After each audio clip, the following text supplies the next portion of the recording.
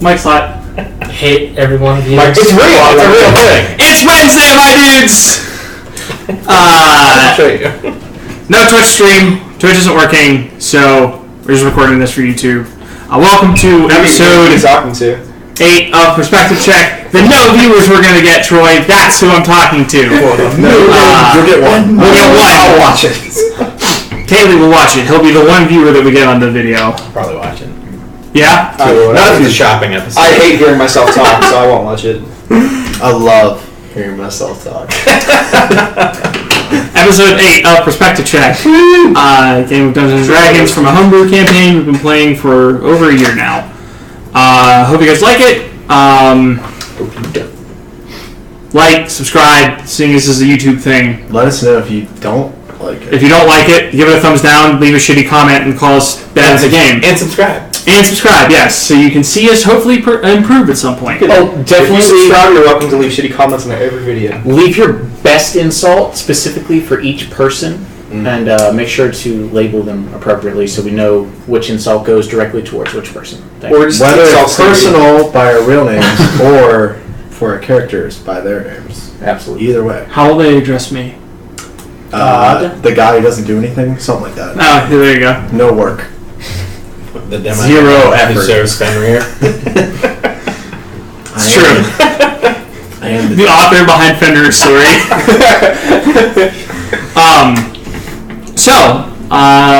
Without further ado, I guess we can just do a quick recap, seeing as I just gave it to everybody here.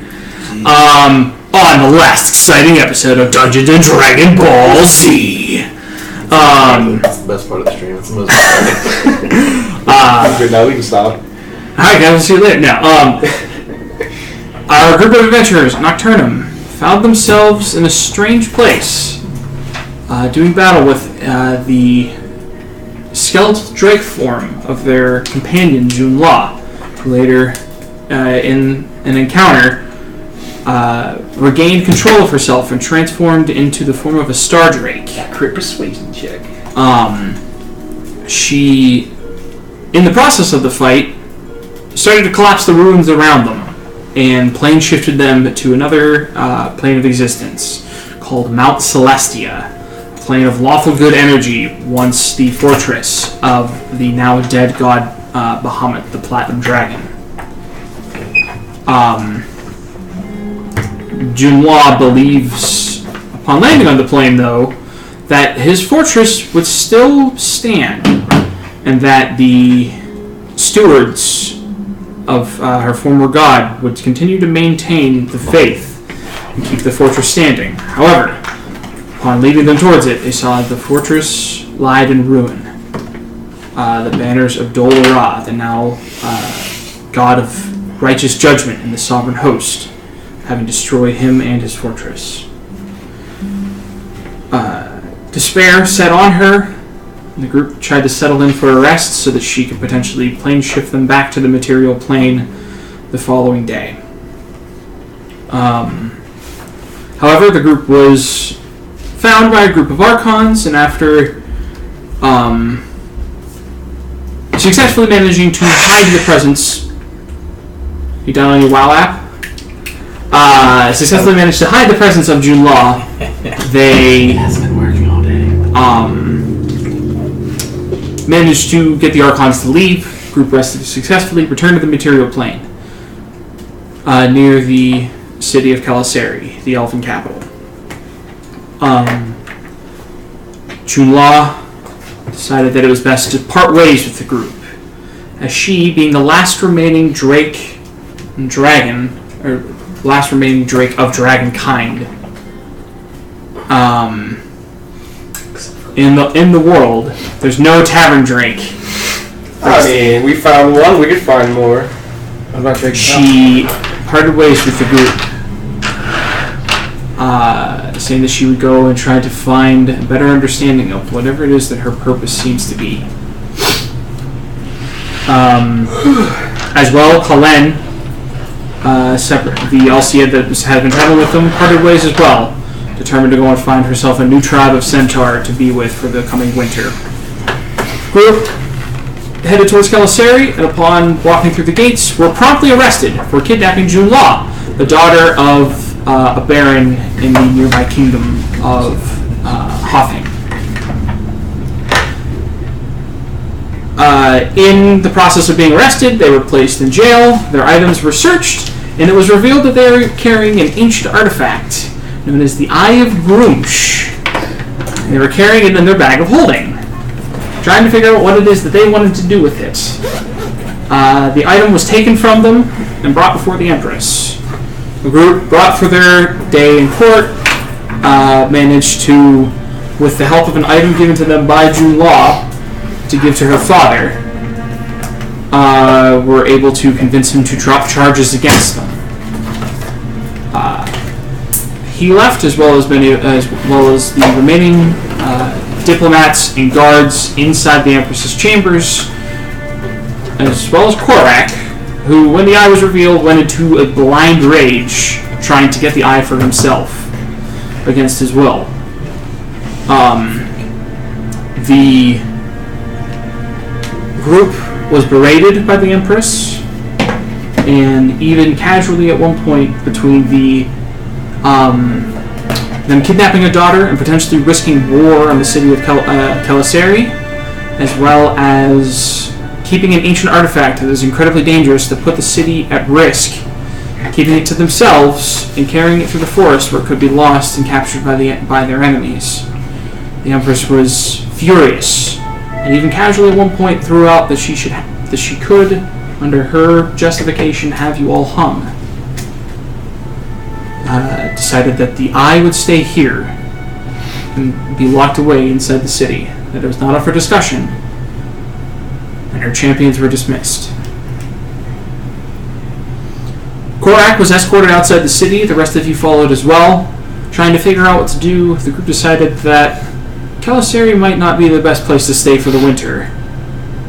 And with the army of Hothane now departing after dealing with the remaining orc war bands that were still around the city, are beginning to march towards their capital of Nark. I think maybe that's a good place to go. Zoran gave Korak his hat of disguise. They were going into the city to wrap up a few other affairs before fully deciding what they were going to do, and that was where we left off. So, you guys, being kicked out, you guys were escorted out of the northern gate. You guys head to the eastern gate of the city. The hat of disguise is now attuned. How many items do you have attuned to you? With the hat, I think it's 3. You are attuned to the shield. And the bracer? No, wait, did I take the bracer? Did I ever give someone? I don't think I ever gave anyone the bracers. You were attuned to the sword, the bracers, and the shield. So you have to unattune from one of those You don't three really need the things. sword anymore because you have the +2 longsword now. Yeah, That's true. Yeah, you're not using the sword. Well, I was going to unattune the bracers anyways because I want to give them away. What does the shield do? Don't worry about it. That's his item. That's his item. He's had it since before you guys met him. Okay. What do the bracers do? They're +2 defense if you're not wearing any armor. If you're not wearing armor. Wait, doesn't Lily wear studded leather armor? I'm not. I'm going for him. But we're not there yet. Not where you guys are. No, I know. I'm not doing that right now. Okay. Sorry. So you're unattuning from the bracers and attuning to the hat of disguise. Yeah. So what form are you taking? 1 foot taller or shorter than you currently are. I guess like a human. Large, burly human. Okay. Yeah. So you see him transform into his new form. Just try not to interact too directly with anything while you're in the city. Oh, right. That won't be an issue. You guys pass through the gates. Guards watch as you go, but nothing too particular. What do you guys want to do? Oh, I think that it might be a good idea to perhaps do a bit of research on this usurper of death that we possibly released. They stole my book. They stole your book. They have my book. Do And as far as research regarding the Usurper of Death, this book may be his book. Perhaps we should get it back. I would like to find out how, yes. Okay. So you're gonna go in search of the book. Is anyone going with him? You guys splitting up, doing your own thing? What are you guys doing? I'm gonna go seek out my tattoo artist, see if he's still around. Okay. I imagine Lily would go with him. Lily, very excitedly says to the group, I'm gonna go get a tattoo. No, but she's going to go with Fenrir to the tattoo shop. The rest of you? I'll stay with Sindal and try to formulate a plan here. I mean, it might be something that we have to talk to the Queen in order to do, and I don't know if it's a good idea to talk to her right away. Yeah, it's been like 20 minutes. Yeah, she's a little fresh with us. I don't think she's going to calm down about it anytime soon. I've never seen her like that. I mean, when we first came to the city, they said that she could be, what's the word? She could be like that, so angry. Impulsive. I mean, rightly so. But, To almost plunge everything into war. well, you know. Type of thing that the king would declare war on the city. Should I have for a letter? I like that. So, you're going to look for it. You're going with him. I mean, are we A bear? Are we going? Or are we formulating a plan? Where are you going? Where are you hoping to go? Just how are you guys splitting up? That's all I want to know. All right, I'm with him. You're with him. You're going. You and Lily are going to the tattoo shop. Albert and Zara, what are you two doing? What you plan to do, Albert?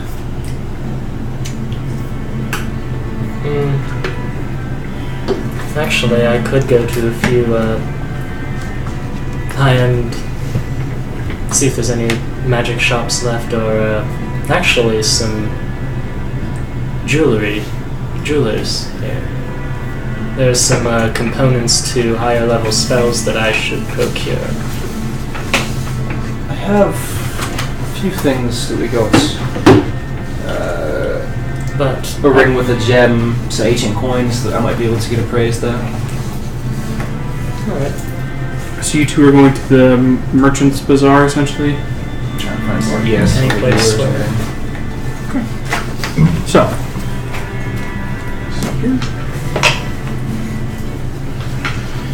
Fenrir and Lily. So, you two head towards the tattoo shop. Walking in, it's because at this point in the day, it's about like 6:30-ish. Because you guys were held in prison all day, basically. You can see that there's not very many people, and it looks like that they might potentially be. You don't see any customers inside. You see that there is Rise, the girl that gives Lily her tattoos, as well as the dwarf who did yours before. And as you two walk in, Rise turns and gives you guys a smile. My favorite customer! And I see her back as she turns towards Lily. And you see Lily very excitedly hurry over, and she starts talking to her very quickly. And she says that she wants to get a tattoo on her collarbone, a small dragon head on her collarbone. And she agrees and goes through that process, which I need to remember to write down how much she spent. Lily's got freaking sleeves. You walk up to the dwarf. Says, "Hey, Fenrir! How's it going, eh?" Wait. No, he didn't have that accent, that's No. right. But it's been a long time since he's heard that accent. Yeah, he recognized mine. Hey! Fenrir! I thought you'd never come back in to get that tattoo finished. Oh, it's been a long time, you know. We made it out and did some damage. We're still alive, barely, but I've returned. I wanna continue my back piece. Alright, let's get going then. And We already exchanged prices, yes? I think that you. Or Believe you. goods, rather. Yeah, I believe that you paid up front for it. And Good. Good. finished here, and he goes about getting the ink together for it. And the two of you set in for your getting your tattoos done. A few hours pass. Lily gets hers done pretty quickly, but she decides to just kind of hang around, and you see that she just keeps like kind of like scrunching her neck, trying to look at it, like looking in the mirror. You see that she has a small silver colored dragon head tattooed on her collarbone.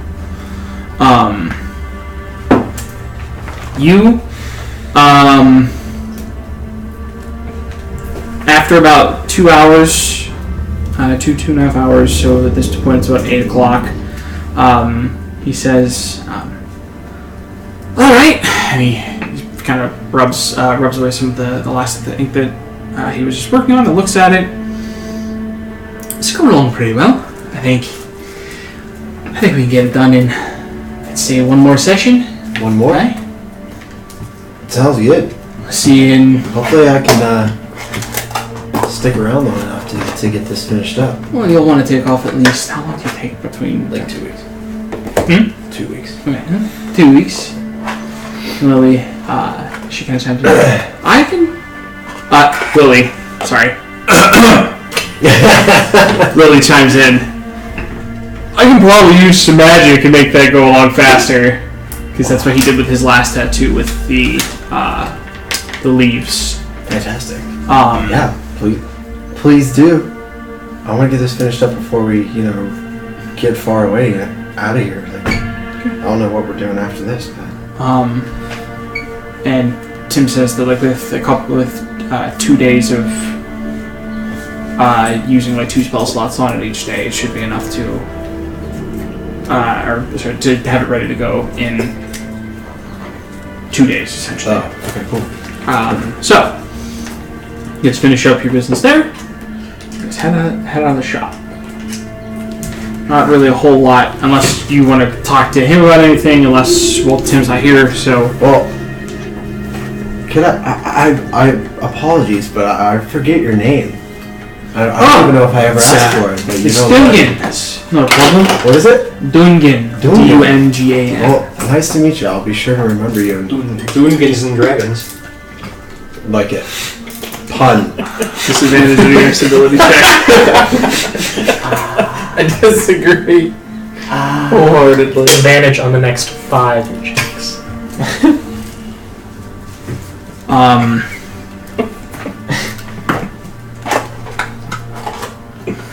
Dungeons and Dragons.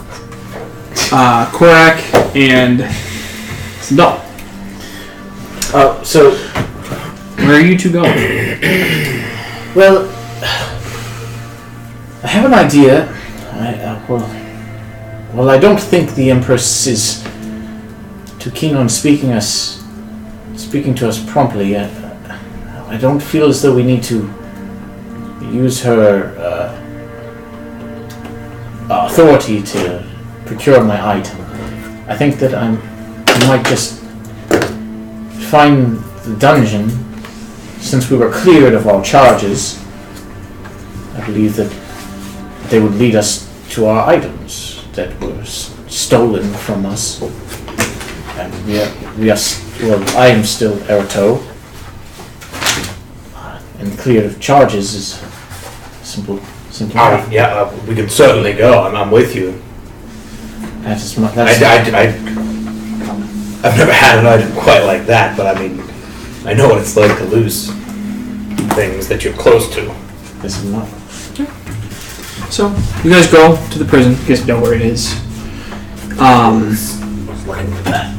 Walking through it, you can see that walking to it, you can see that there are a few guards that are just kind of lazily standing about outside. As you walk up, one of the guards stops you outside and says, "State your business. What brings you here?" Hello. I'm Sindal Folmier. I'm here to procure an item that was confiscated from me whenever we were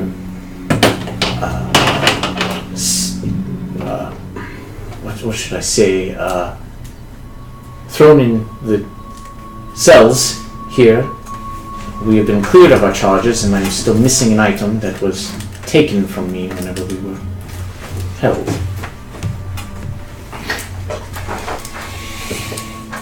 Make a persuasion check. This is what I'm good at. Good. I think I've got us almost killed twice on persuasion. 17. It's not bad. Guard looks at you for a second. There have been several people that have been thrown into the prison today.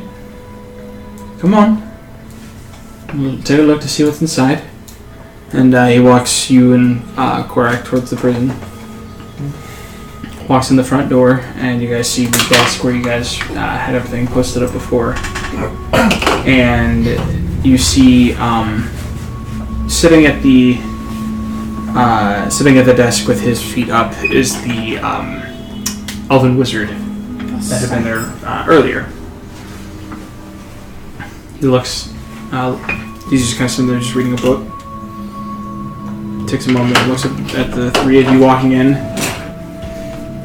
3? Me, him, and the guard. Korak, Sindal, and the guard. Oh, the guard. He sets the book down. Yes, can I help you? Hello. Oh. And he just looks to the guard. Go on. The guard just kind of shakes his head, walks off. I'm sorry. I wasn't thinking. I know why you're here. Who's your new friend? Bodyguard. Just some friend that I like to keep around. He's quite large. Vic Vinegar, bodyguard, and so don't even ask. You see him flash.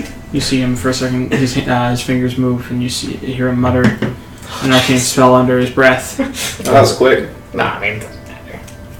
Looks at him. I know why you're here.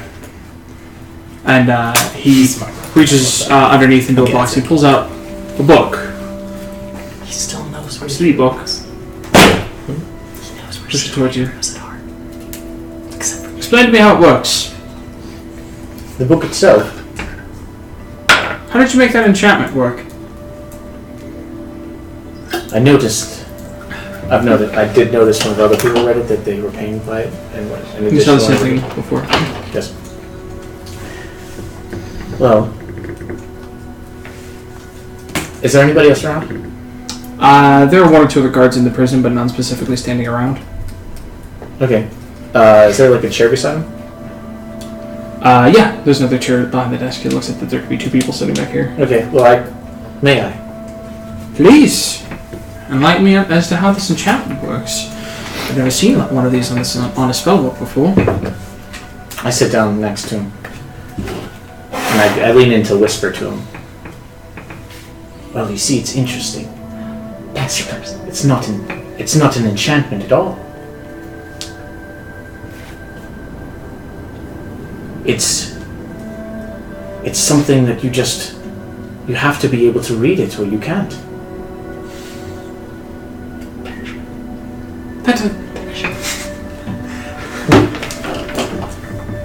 What do you mean you have to be able to read it or you can't? Well, I have a theory. It's written in common. Isn't it the beginning? I just knew that. Wait, I think you said Electra. Okay. Common, you say? And I go to open it up. You open up the book, and it says on the front of it, you can see like right on the front of it, essentially just scrawling for kind of looking at the first page. It's written in common. Mm-hmm. Very confused. You see that it is the incantation for a shield spell with your signature at the bottom of it.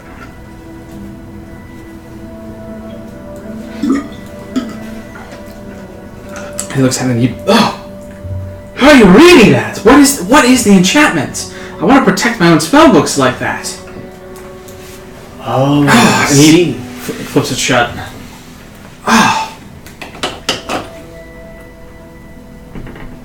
Well,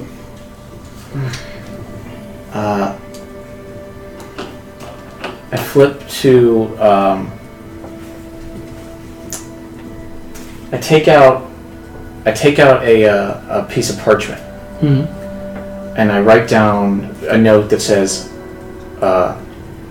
in my best scribe of basic abyssal, are you able to read this? And then I slide it over to him. Yes, this is written in Abyssal. And then, in the same twisted hand that I have been accidentally writing my spells in, I write that in, and I... As soon as he does, he closes his eyes. Oh, God! That's not even common. What is that? Oh! I believe I have a hand that has never been read before. A style of writing. That doesn't even make sense. So you're writing in Illyrian? What are you doing? Well, If you're not going to tell me, then just get out. I was really hoping that you would tell me, seeing as I was so kind to your friends, and I just wanted to ask you a question. there's a new language, I think. I have a theory.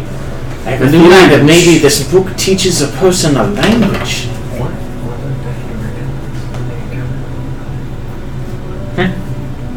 Get out. I slowly take the book.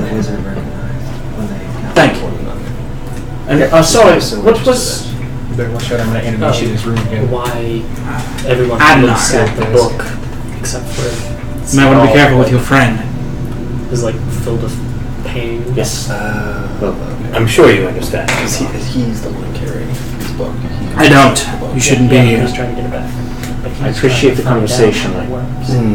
The more I learn about the hand, the more I will. Yes, if you ever find out more, please let me know. Truly. Thank you. Two of you take the tome and walk out. That's it. Did he? I don't know that. Never mind. And the two of you Yeah, just walk away from the guards. Head home. Where are you guys going? Anything else you guys want to do, or there was one other place I needed to stop. Do you have any other intentions? No, I'm just ready to leave whenever everyone else is. I needed to stop by the. I'm just blanking on the name.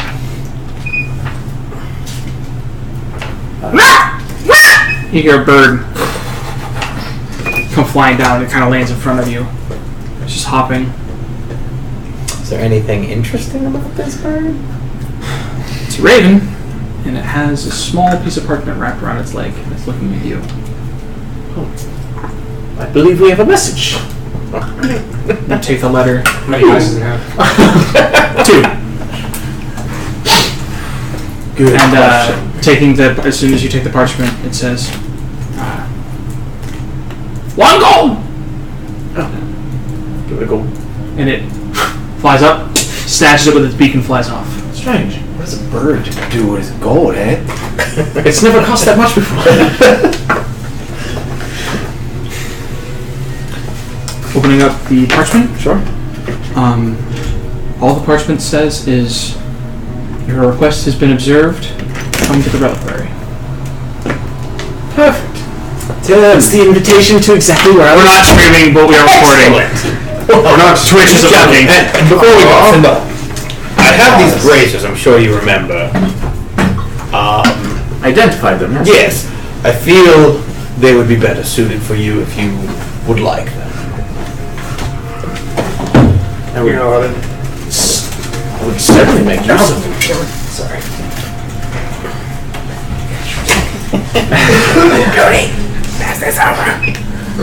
Well, I figure, now that we're all in this together, I can certainly go without. Well, don't ever hesitate if you need them back. No, we should be fine. Thank you. Thank you, Korak. So to the reliquary, I believe you said? Yes, I believe I have a new acquaintance to meet. All right, let's go. Sorry, I'm tweeting that we're not playing. In fact, Clark, the reason that we're going to the reliquary, whenever we were chosen to become Erato, we were given a boon by the Empress. I chose my boon. I asked for a master within the reliquary. A master. Yes, a master of the arcane that might teach me and I might better my studies. I also hoped, and also knowing that we would be traveling at some point away from, now that we are a group of adventurers, Nocturnum, that I might find some way of communicating with him still as he stays within the reliquary. So I'm very excited to find out who he is, or if my full request might be granted. All right, well, let's go then, and let's find out. Sounds like useful. So, Willie, to get you caught up, Attention. you have your dragon tattoo. Well, Cost you 10 gold. Yeah.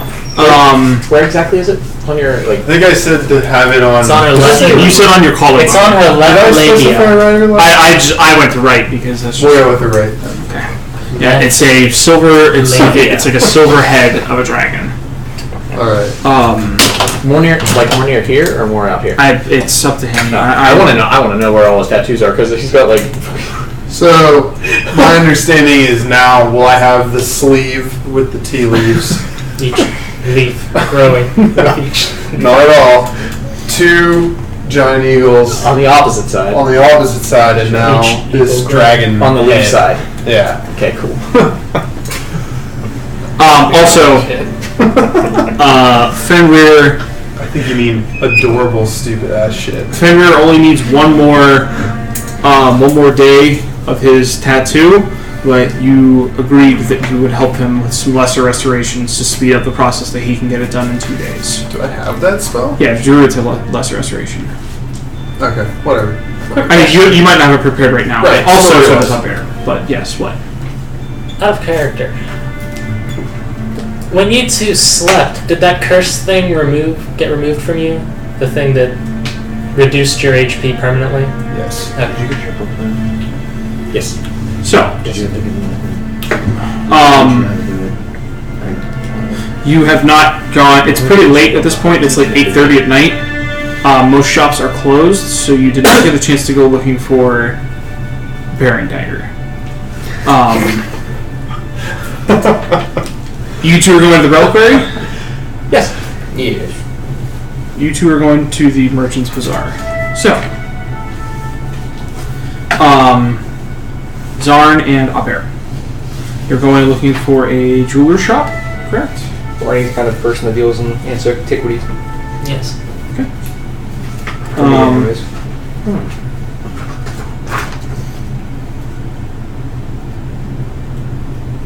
So, as you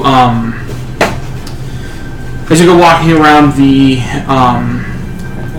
Merchant's Bazaar, you do see walking along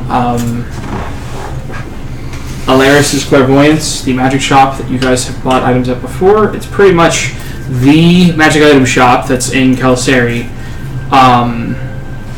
but it looks like it is still in the process of being rebuilt. Well, we've what's the word? We've shopped this place before. Yes. She knows us. We might as well see if she has anything left. She'll be more than happy to, well, she knows that we're pretty willing to unload some coin on her. Do you have anything particular that you're trying to get a hold of? There are a few things that I am exactly looking for. And as you guys walk past the store, you can see that it is her and another human male wizard.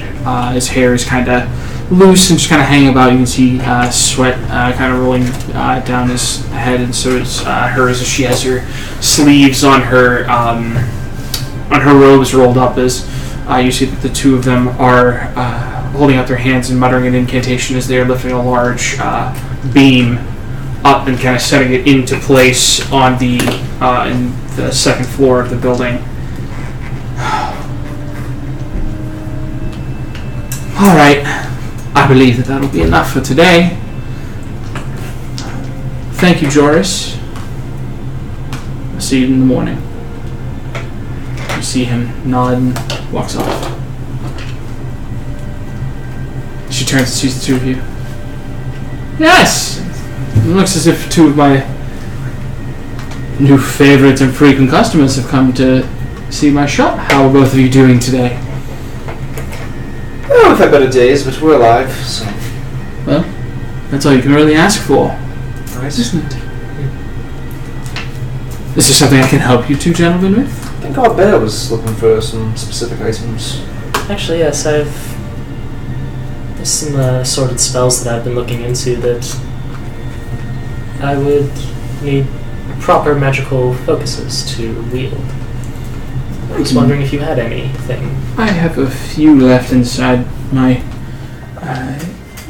shop. I haven't been able to procure any more magic items. It takes time to craft these things, and I'm already investing a lot of money into rebuilding the shop and setting the enchantments to make space for the shelving, but I might be able to help you with your components for your spells, if that's what you're looking for. Come inside. And you guys walk in the front door, and you can see walking into the shop that there are lots of shelves, mostly empty. You can see that there's just a few racks for what will soon be, or not, will at one point be items that will be laid out. And looking around the shop, it's a bit weird to kind of look around because your perception is kind of warped. That the last time you were in here, it was obvious that the shop was magically expanded from the inside. It was larger than the actual containment of the shop. However, it looks like that the enchantments have not yet been finished on the inside of this building, so it's kind of messing with your vision a little bit that it looks like it's larger and then it doesn't look like it's larger. It's very disorienting. She says, I'm sorry, I hope that the enchantments don't make you sick. Come quickly, we'll step into the back room and I can show you what all I've got.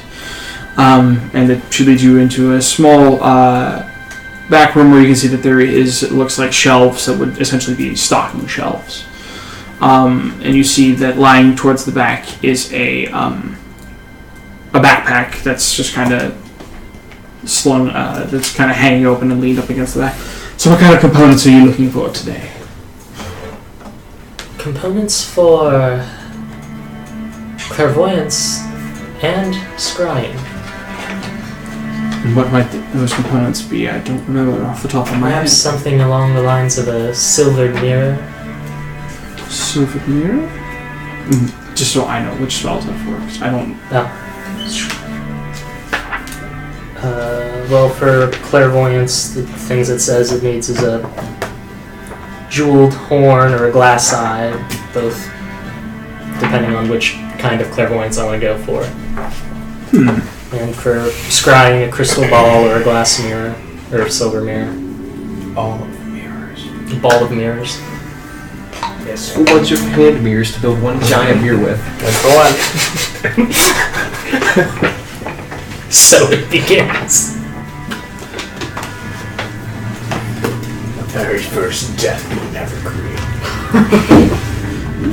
Capable of destroying an entire planet. It doesn't work. So you see that she reaches into the bag, and you see that she pulls out a very ornate-looking horn with several gems and a bit of like a silver coating to it. She pulls it out and says, "I'd hope to enchant this into. There are several types of magical horns." That I'd hope to enchant with this, but I have yet to send any enchantment on this. If this would be something that will work for your clairvoyance, it costs 150 gold pieces for the cost of the gems and silver that's inside of it, if that is agreeable to you. That's a solid option. Perhaps what other... Glass eye I don't have, and unfortunately I don't have the other items you're looking for. However, I do know a place that you could go look. There's a rather strong, well-built woman down the way. She runs a shop called The Sparkling Jewel. Her name is Helly. Tell her I sent you. Helly?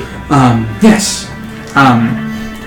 She's not much for magical items, but she does have plenty of trinkets and strange and rare objects that might just be exactly what you're looking for. Alright.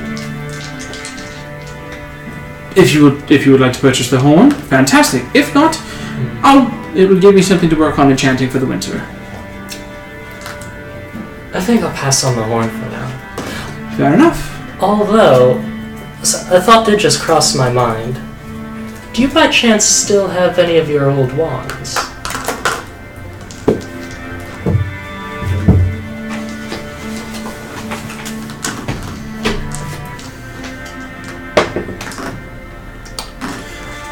I have the one that I tried to sell you the last time you were here, if that would be something you're interested in. It's a wand of the War Mage, or if you're interested in a more simple wand, I have one of those as well.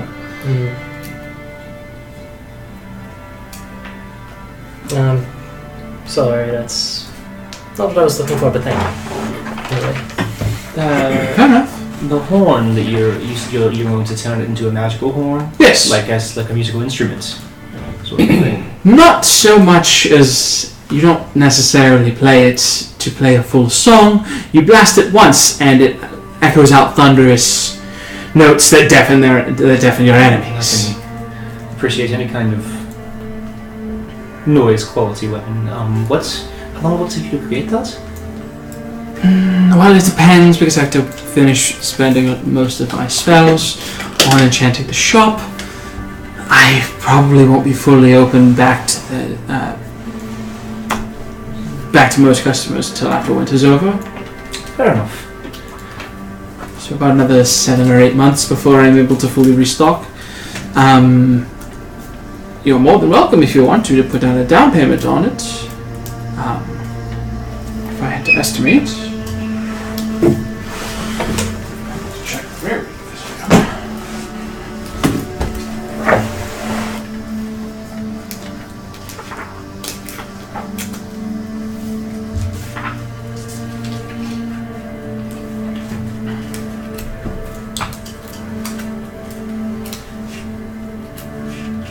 will probably cost you in the range of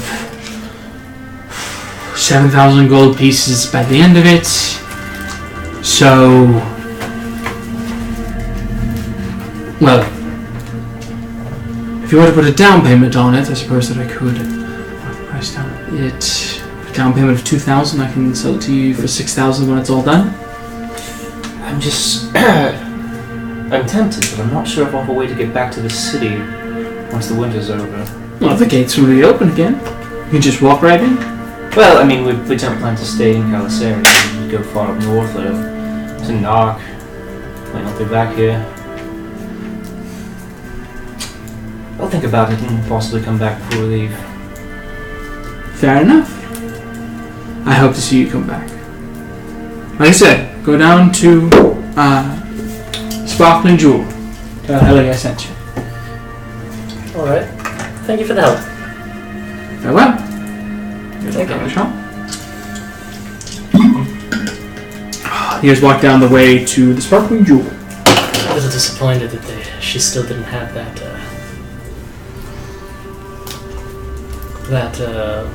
wand of detect magic. That would have been very useful in hindsight, but I mean, we still have our friends Sindal, and sometimes you have to make a move on items if you really want them. yeah. Well, never hurts to talk or ask. So you guys walk into the shop, and going through the front, you can see that there is none of the shelves that are in the shop are lined up in a way that's like shelves are all the same height on this row and different heights on different ones. They are haphazardly set up. It's almost as if as items came in, she laid out shelves that were big enough to hold the items that were coming in. And you can see that there is ornate mirrors. There are collections of bones. There are like dagger hilts and just hundreds of different small knickknacks of different items.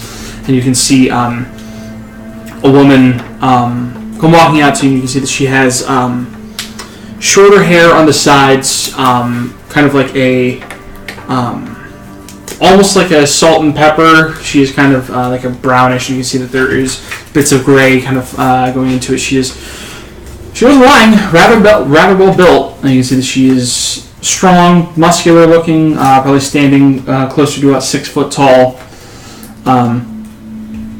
She comes walking out to you and says, "Welcome to the Sparkling Jewel. How can I be of service to you two fine gentlemen today?" Well, I've come to look for items that I could use to channel some magical energies through. Lara sent us down this way. Oh, yes. Oh, she did? Yeah. Oh, what a fox. Oh. So, what are the items that you're in search of? Well, two Any things. friends of hers or friends of mine? Well, she has helped us quite a lot in the past. I'm looking for a glass eye and perhaps a rather ornate silver mirror.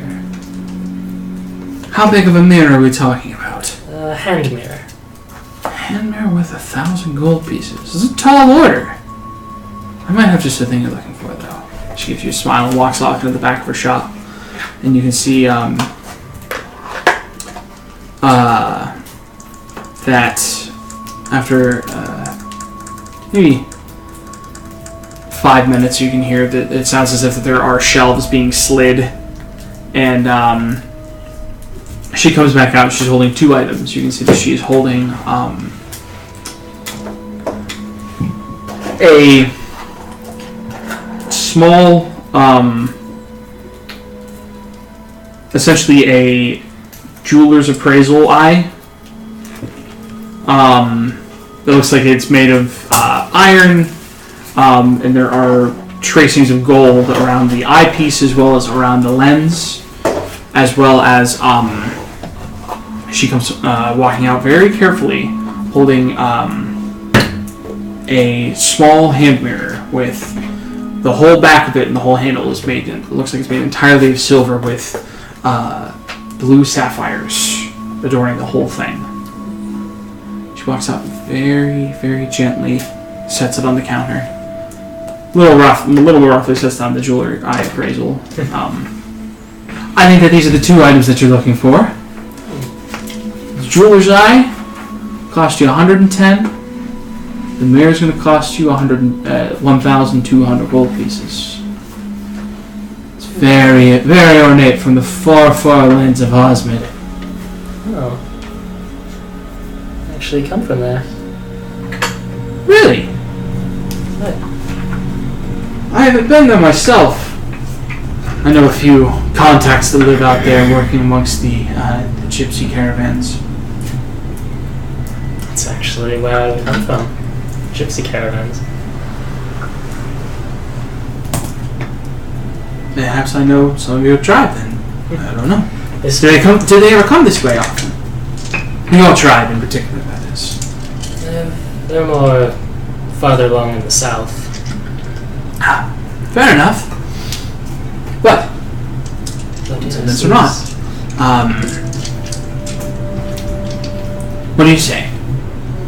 They both look very promising. I think. Insight on this one? Insight? Yeah. Yeah, go ahead.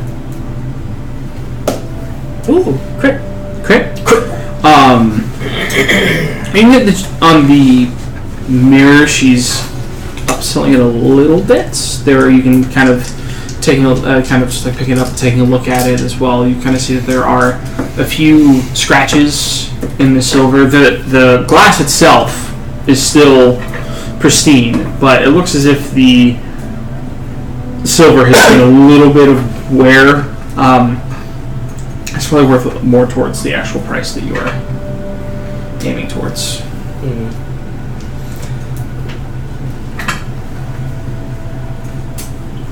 I'll take the eye as is, and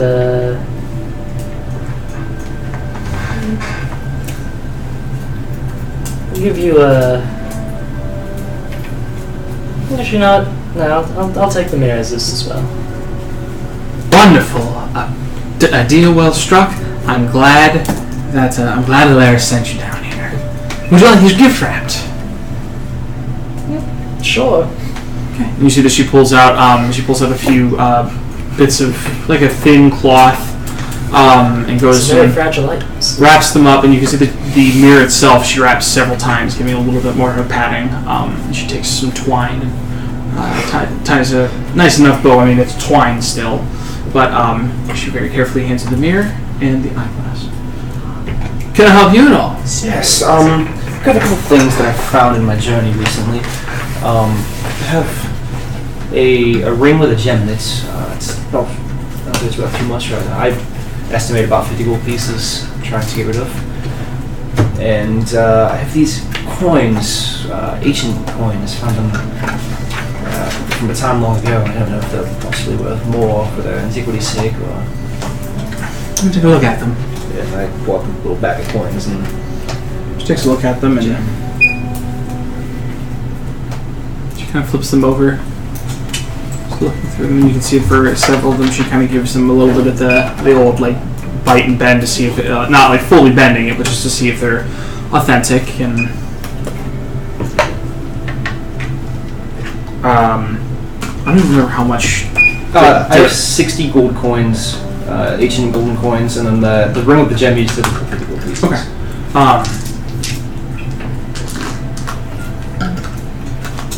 The ring, she says, is worth as is, about 50 gold pieces. The coins, she's looking at them and says, "Where did you find these?" Oh, in some ruin that we explored. This is from deep in the forest. You able to recognize what these images on here are?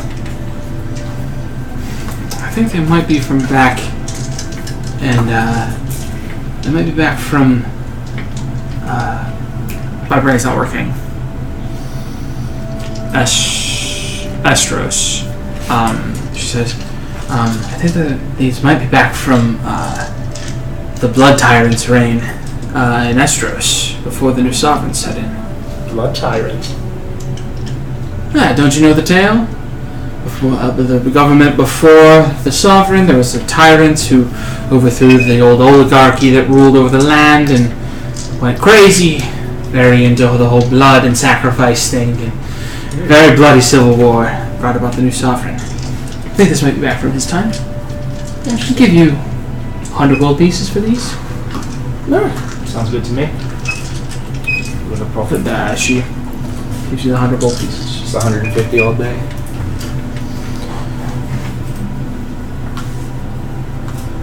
Anything else? You don't have any magic items, do you? Do you mostly just materials here?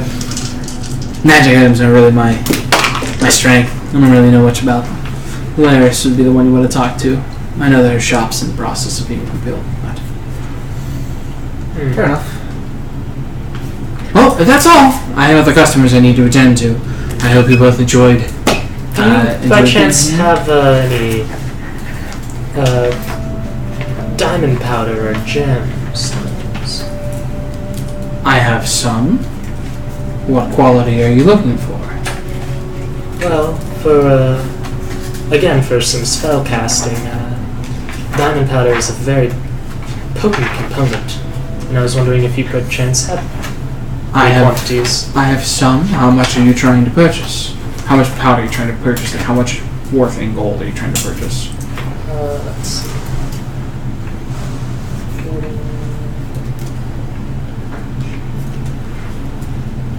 Which one was it? maybe about 800 gold worth. 800 gold. I don't have 800 gold worth. I do 500, if that's good enough. That'll be good enough for now. Okay. And you can see that she goes into the back. She comes out again with 5 small pouches worth this very, very finely crushed powder. They're kind of picking it up and looking through it. You can see that it's not so much like actually like crushed diamond as much as broken diamonds that are just broken again and again. Yeah, she gives you essentially 500 gold worth of diamond powder. Alright. And yeah, is there anything else you two want to do? Honestly, I'd probably head towards the reliquary after this. So So you're do going some to research. I don't have much else to do, yeah. I'll follow along. So you 4 going to the reliquary. You 2 at this point would still be getting your tattoos done, because your whole process took about 2.5 hours. These guys' thing took much less time. We'll listen on the sideline. Enjoy your hepatitis! Which I can cure now! There's a guy in the back. So Fenrir, let's go to the brothel after this. as the 2 of you approach the reliquary, walking through the interior district of the city, you make a perception check. Both of you. Wait, are you... Okay, no. Just these 2, because these 2 will be going there first. 17. 21. So, based off of where you guys had to walk, or where you're trying to walk to, you walk past the seminary of evocation, the arcane school where the soldiers of Hothane are trained in magic in the city. Walking past, you can see that there are guards of Belisari posted at the gate. The gates are hanging open, and you don't see any people in the courtyard of the seminary.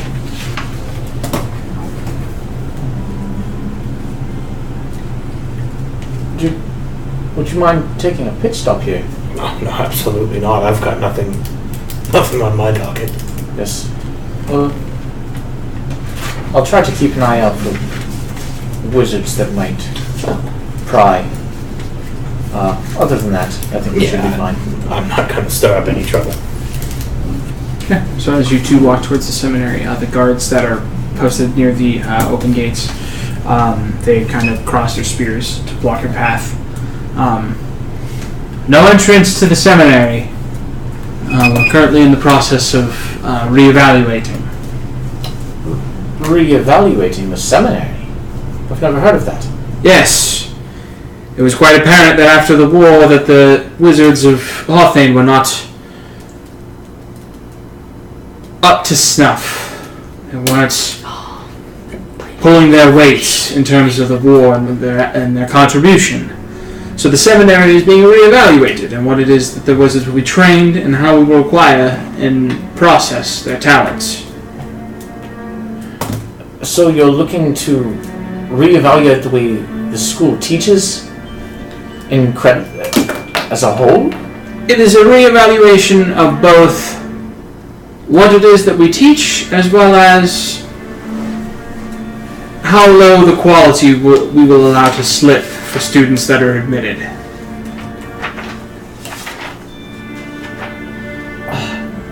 That's baffling. I've never heard of that being done before. Has it been done since the seminary was first founded?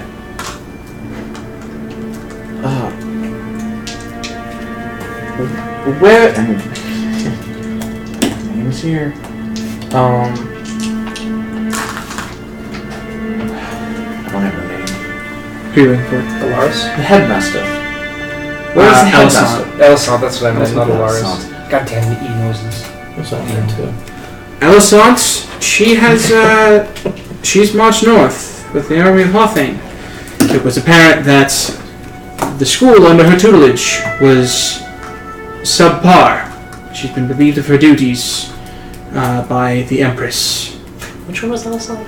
She is no longer headmaster. Who are you putting in place of Elisant? Where the Empress decides is worthy enough to teach the students of Hawthane. Is it by her decision alone, or is there a sort of incredible? And so the school's simply closed. There's nobody inside. There are people that are inside, making sure that the school will be ready for the new wave of students that arrive. When will the next wave arrive? I don't know. Well, I would hope before winter, so that they might stay here and study. Thank you, God. Nods his head. Spears on a cross. So if you continue on to the reliquary. So, as you approach the gates, reliquary looks untouched. On your approach, you see that the guards that are standing outside, the one... I just kind of tell him to stop for a second, and I approach slowly. You see that as you approach, one of the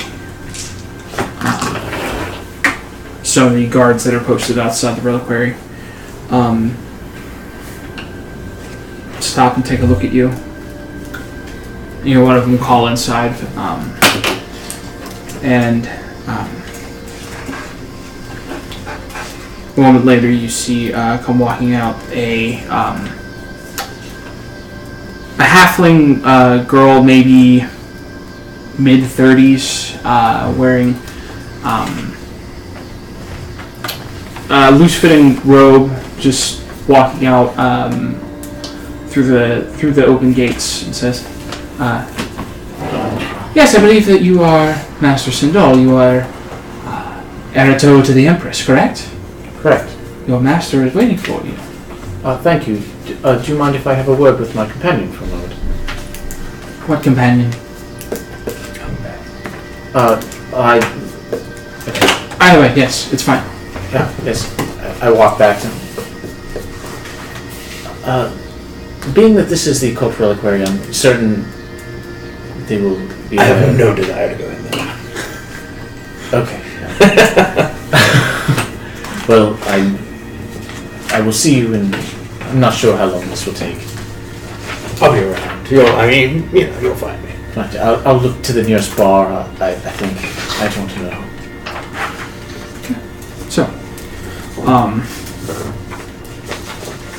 So you walk inside, and you are led by this halfling. She loses her notes. There we go. So she leads you inside, leads you through the tower up to the third floor, where she walks up, taps twice on the door, pushes it open, and just kind of steps to the side, just for you to walk in.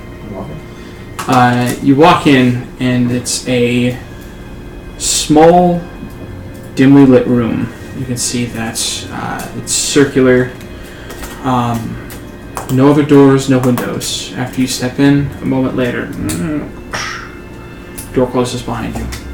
You can see on the wall 4 sconces in what would be the corners of the room, lit with purple fairy fire. In the center of the room is a small writing desk. Sitting at that desk, you see a very thin, gaunt, slender man with, you see the long elven ears kind of drooping out to the side. You can see slick black hair pulled back in a low ponytail with some of the wisps kind of hanging out to the side as well. And you just see him huddled very close to the book, just kind of running his finger along it, just kind of muttering to himself. Hail, you were expecting me. He just keeps muttering to himself. I look around at the bookshelves. Are there bookshelves? There are no bookshelves. Just the desk. Mm-hmm. I just I walk up. Is there another chair at the table? There is a chair on the opposite side of the desk from where he's sitting. Can I just sit down? About 10 minutes pass. Just muttering to himself in silence. Eventually, he finally stops. Picks his finger up from the book. Closes it. Sits up and looks in your direction, and you can see that his eyes are a milky grayish white.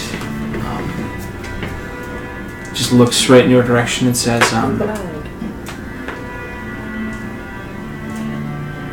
"Time waits for no man. So why would you wait for me?"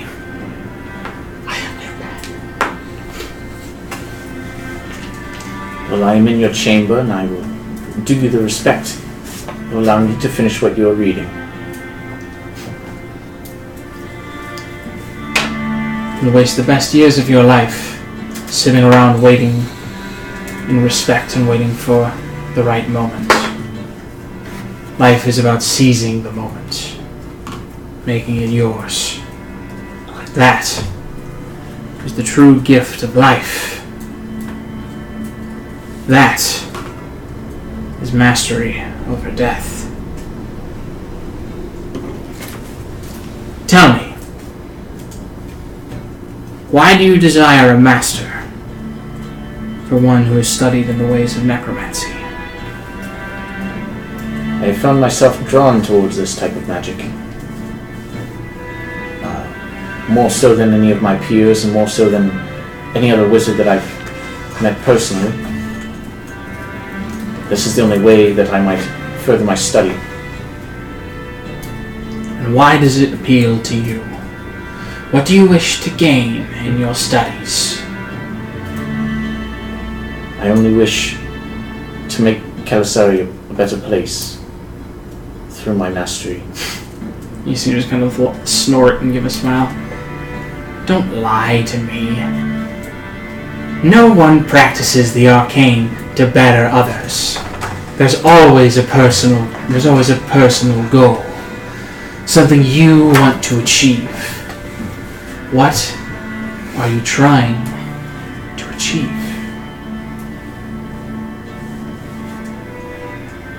I have one goal, and in order to achieve true greatness in Kalisari, for all high elves and Eladrin alike,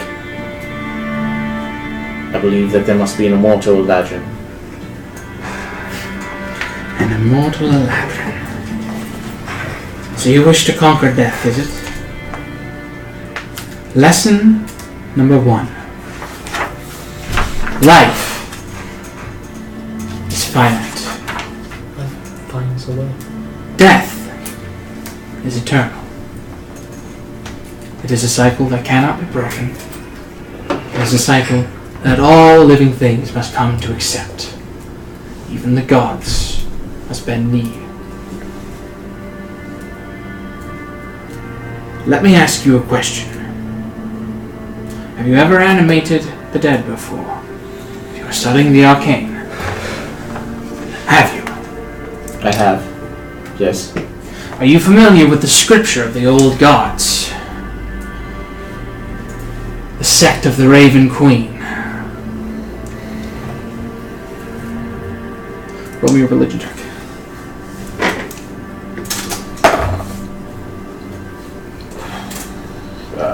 28. 28. Jesus. You recant essentially what he's about to say. The old scripture of the Raven Queen says that to animate the dead is abhorrent. That all life must end and fade into her realm where she will see it, cast judgment upon you and send you to the plane of existence where your soul is bound. To be animated is to have the spellcaster that casts it rend your soul from the afterlife and condemn it to the plains of Orcus. That your soul, because your body has been corrupted, is now forfeit to the ways of the arcane. There are some that believe this, some that don't. Doctrine in the Sovereign Host says that only the shadow pays homage to the undead. And they believe that the ways of the old gods are pagan, petty, full of falsehoods. I believe there's a middle ground. Animating the dead is feared and hated for a reason. It is unnatural. It should not ever be used except in the most dire of circumstances. For when you go to the other side, when your soul will be judged, their eternal souls, that blood is on your hands. Remember that.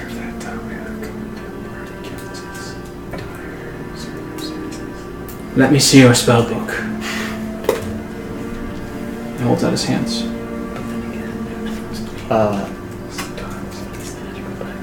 So The book that we have discussed, that is not your spellbook. right, that's okay. I wanted to make sure that. Well, here's my spellbook. He takes it, you see him open it up, and you see him begin to cast a spell.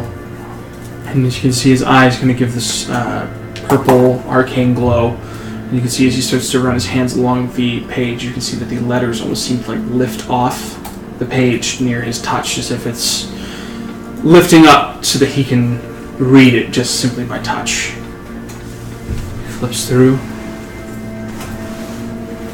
several pages. You see he gets to the page where you have Animate Dead. Lights it on fire, burns it. Flips through. Thunk.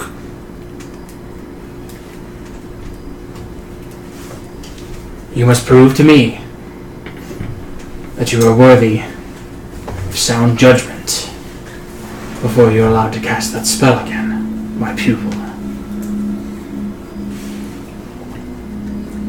Here. And he reaches into his desk and he pulls back a small drawer, pulls out a stack of papers, puts them on the desk in front of you. You'll find in these papers a circle of teleportation, as well as a spell for a circle of death. You are to understand and master both of these spells before we can speak again. As well as there are other scripture in there, amongst the study of the shadow, and the testaments of the Raven Queen and her ascension and her patron and what her patrons believe. You see him open up the book that he had before. Just go back to reading. Master. Silvar Presra.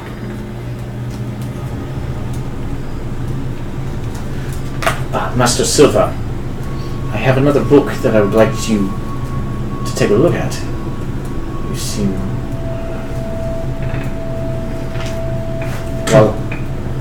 Well, I will study these notes that you have given me and these spells.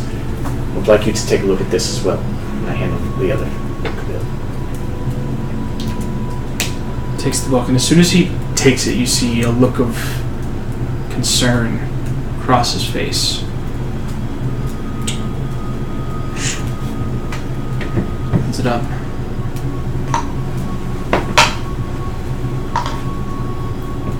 Immediately burns it. Yes.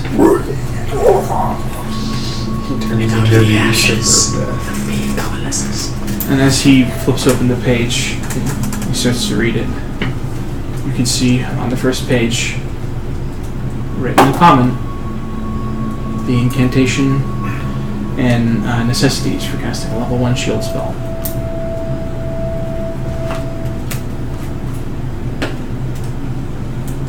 This is your spellbook. What am I? This is second copy. Flips it open. Starts flipping through the pages. It's an incomplete copy of your last book that you gave me. What of it? I shuffle through as far as I can. And you kind of pull it away from him to kind of shuffle through the pages.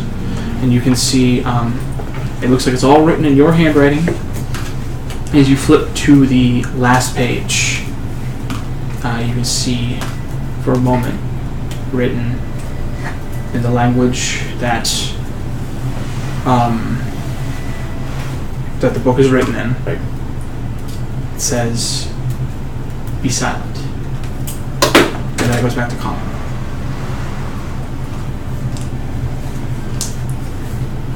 What is this book that you're giving me? If this is a joke, this is not a good one. I do not appreciate the waste of my time. You have a different manner of reading than most. Most can't seem to decipher my handwriting, I suppose. It's rather sloppy handwriting. Hands it back to you. Okay. Opens up his book. Just goes back to reading. Master, if I leave, I travel with a group. If I leave before I am able to master this teleportation circle, what if... I will be in touch. You don't need to talk to me. If you do, use the circle of teleportation. Or if you have it, which I assume you do, use the sending spell. If you don't, it's in the library. You can copy it at your own cost. Thank you, Master. Now, and I just exit the room. You walk out. So, about this time, two of you get to the reliquary. Guard stops the two of you from entering. Yes, enter the reliquary. For people who are not members of the reliquary, it's 50 gold pieces per day to enter. Is there any sort of special bonus for Eratoa? An Aratoa discount. 40 gold pieces. 40 gold pieces. Takes 40 gold. Two, you can walk inside. As the two of you go to start walking, one of the you see that the halfling that I was describing before, she comes walking up and says, "Welcome to the reliquary. I hope you both manage to have a good time when you're here. Can I show you around? I can't leave you alone. Yes. Non-members aren't allowed to freely wander about the reliquary. Is there anything in particular that the two of you are looking for? Yes. I can't decide on the accent that I want to use for. Did we know that these two went to the reliquary? You have no idea. Korak, what were you doing, by the way? Just hanging out. I'm assuming Trying he's just not- getting blasted off. No, not even. Just not drawing attention. Not Just going and finding a Not bumping. tavern to sit in quietly. not bumping into anyone yet. Okay. So, I'm looking for two things actually. First of all, I'm looking for any sort of books you might have on tinkering. tinkering? We might have a few books on that. If you're looking for tinkering, you might want to talk to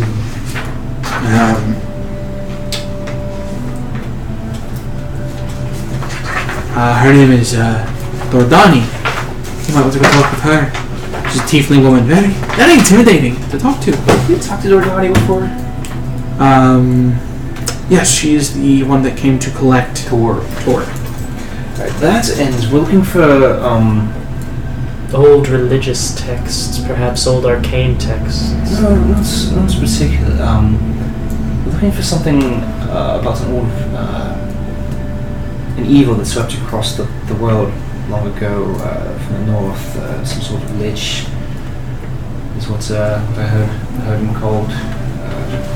We have History books of the land. We perhaps. have some histories. If it's from before the rupture, we don't have a lot of history on that. You'd probably want to be going to Nark. Its libraries are much more vast in terms of history. It's the oldest standing city on the continent, but we might have something you're looking for. If that's, I'll have a look. she'll lead you both into the library, where along the way you see Sindal walking down a set of stairs. As I'm walking, I'm flipping through. I don't know what to call it. Oh, I gotta have a name for it, other than the book. What the fuck do I call The it? Necronomicon. The Necronomicon. I'm looking. I want to flip to. I want to flip. When you flip it open and look at it, it's written in Abyssal. Flipping to at the midpoint, starts to transition into the other language. I take a glance at it, vomit, go back to my initial.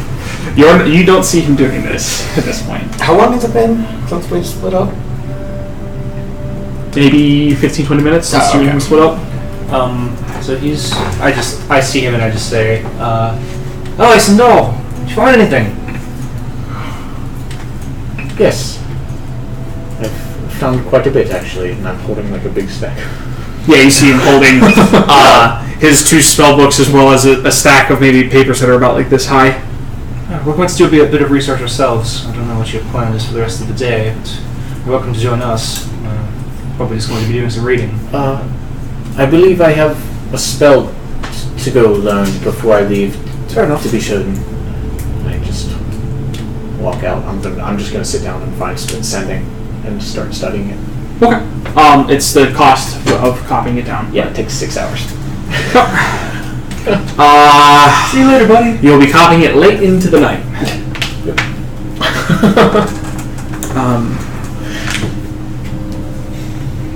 So, the 2 of you roll me investigation checks as you look for books. Take me Working out for you. 2 hours in D&D, and this is the first dice roll. They've rolled several 7 dice. For me. Not that I'm complaining.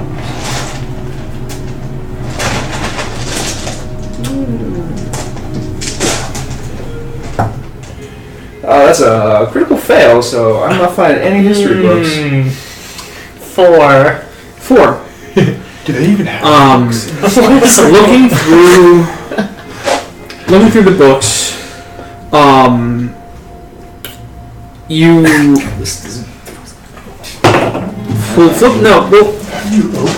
flipping through some of the books, you don't find any books that have mention of the Frozen Empire. You do, at one point, after giving up on looking through history books or fables, you go more towards just geographics. And you remember of the fact that the Northern Ocean freezes. And you go more into that. And there is, let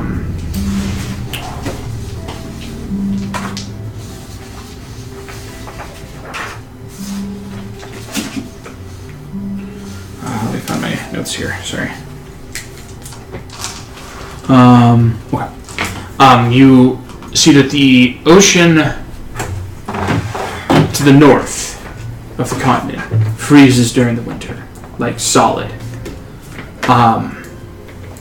The ocean to the north has a very low salt content, so it is able to fully freeze to the point that it gathers snow. It is thick enough to walk across. There are rumors and tales of a path that forms that is thick enough to cross that connects the far-off islands in the archipelago of Tenethys to Nenon, the continent that you find yourselves on.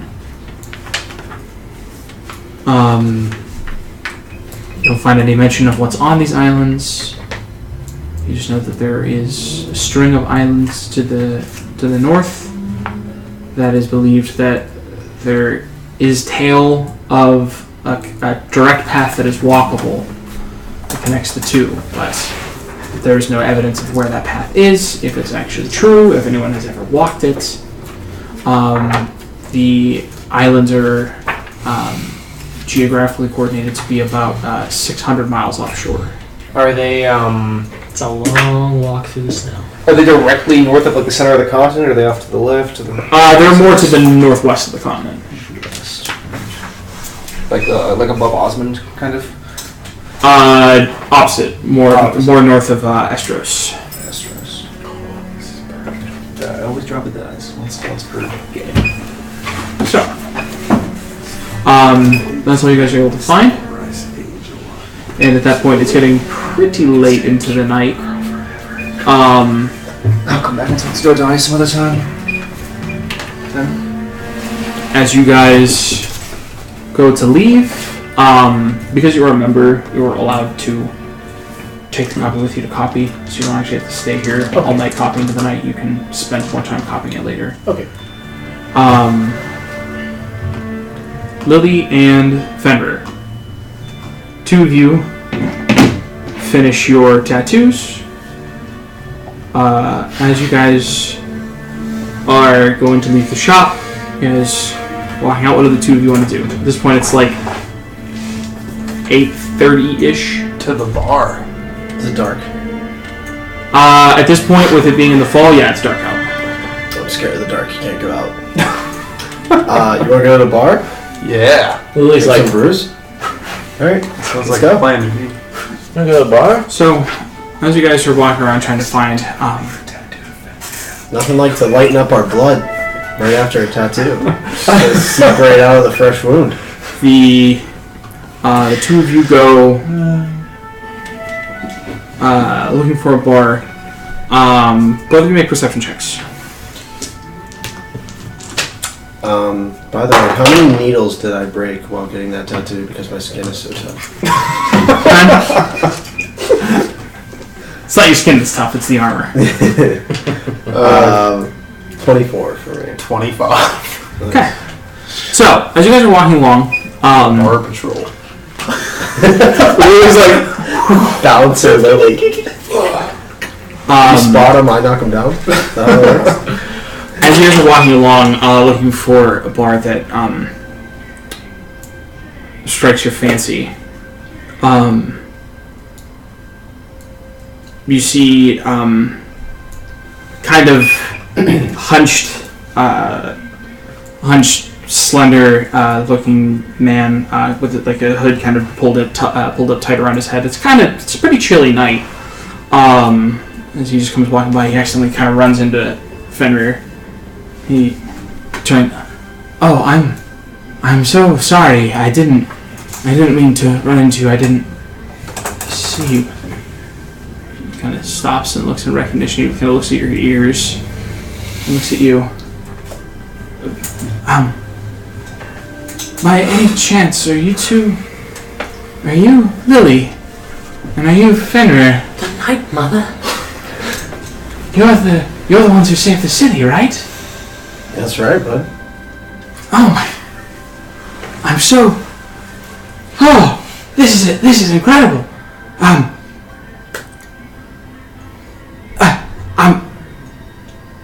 Can I ask both of you a favor?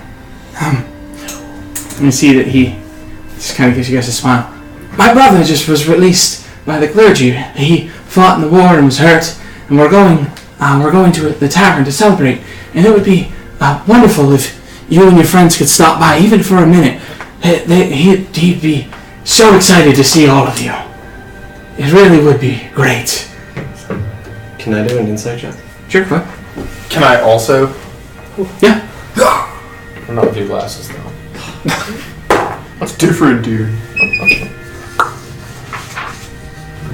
20 through your glasses. Zoom in real close on his eyebrow. On his eyebrow roll. I hop up on him and I'm like, Did you roll? I had a 22. I had an 11. 11? Yeah. You pick up that there's almost like he's anxious talking to you. There's a slight hint of fear in his voice. it would be great if you and your friends could come to the Full Queen in the Interior District. It's a great bar. The crowd is great. My brother would be he'd be so excited to see both of you and your friends too. What's your brother's name? Where did I write that down? What's that? If we ever wronged two brothers before? Oh, his name's Brahm. Brahm.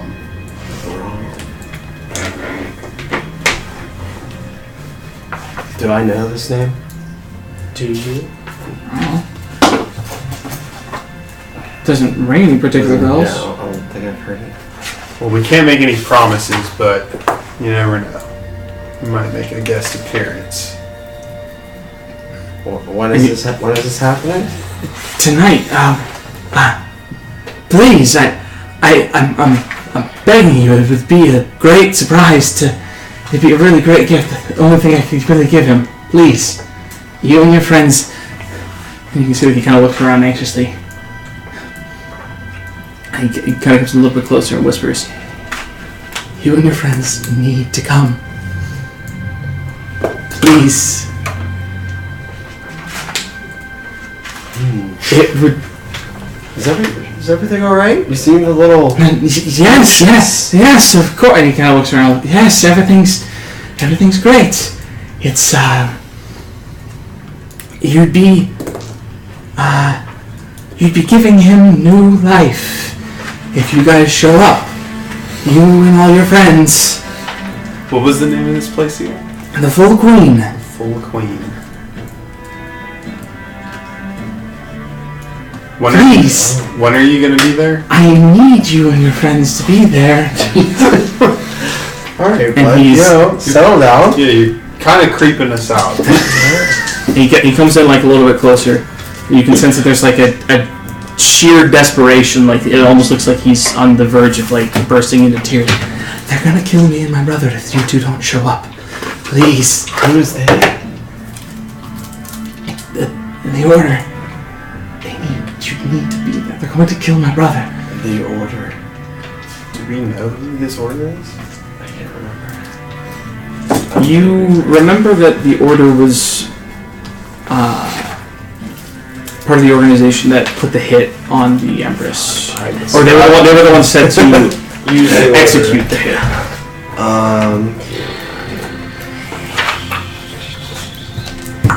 Order of Discord.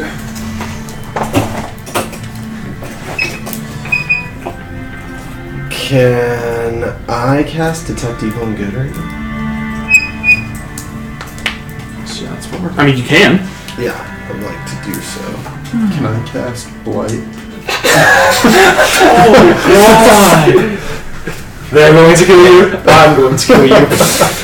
No one steals a soul from the night, Jesus Christ. Actually, let me cast Divination and Do you ask see- God if this man is telling the truth. Do you see where the sun is setting right now?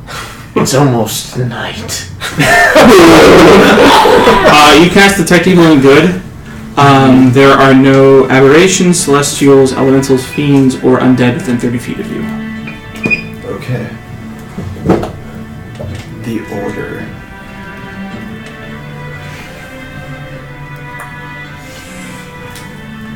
Do you think you could give us like a half hour or so? Yes, I just. They said that you guys just need to show up tonight. And if we did that, they'd let me and my brother go. Do they know? Are they following you right now? I don't know. Why would they? I'll see both of you later tonight at the Okay. tavern. It'll be a real fun time. As he just kind of looks around and hurriedly kind of walks off. Well, Fenrir, Yeah, that sounds like a good time. Let's go. my thoughts exactly. Should we even get the rest of the group, or are they just gonna take more of the fighting from us? Yeah, I don't know. I mean, I don't like sharing my body count, so. You've got nothing to worry about. I say we, like a train I say we wreck. just go right now. You just want to go? Yeah. Alright, alright. We're just gonna follow them then. We're gonna go right now. I can't speak for our friends, but. I was not serious. I hope you guys both die.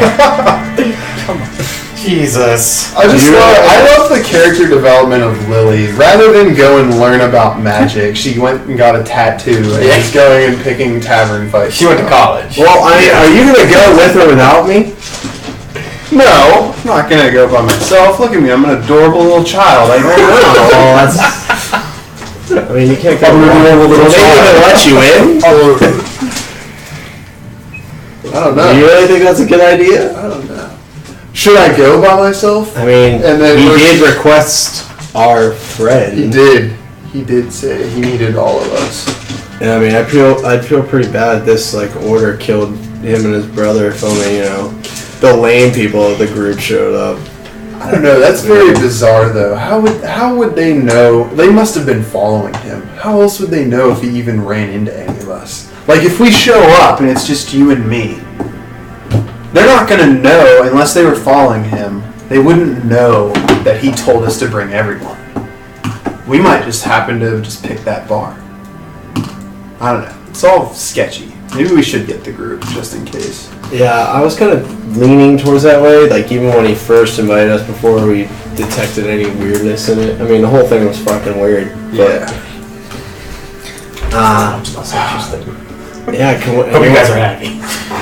You wanna? Let's go take a look find around. Do a everyone quick else. recon Yeah, can we? with the group. Yeah, let's do that. So, about an hour and a half passes before Correct. Um, Nothing. I don't want to hear it. This is all I can do. between everyone just kind of knowing the different places that you guys have gone to while you guys have spent time in the city, around 10 o'clock, you all managed to rendezvous together. You guys head towards the. Hey guys, how was your day?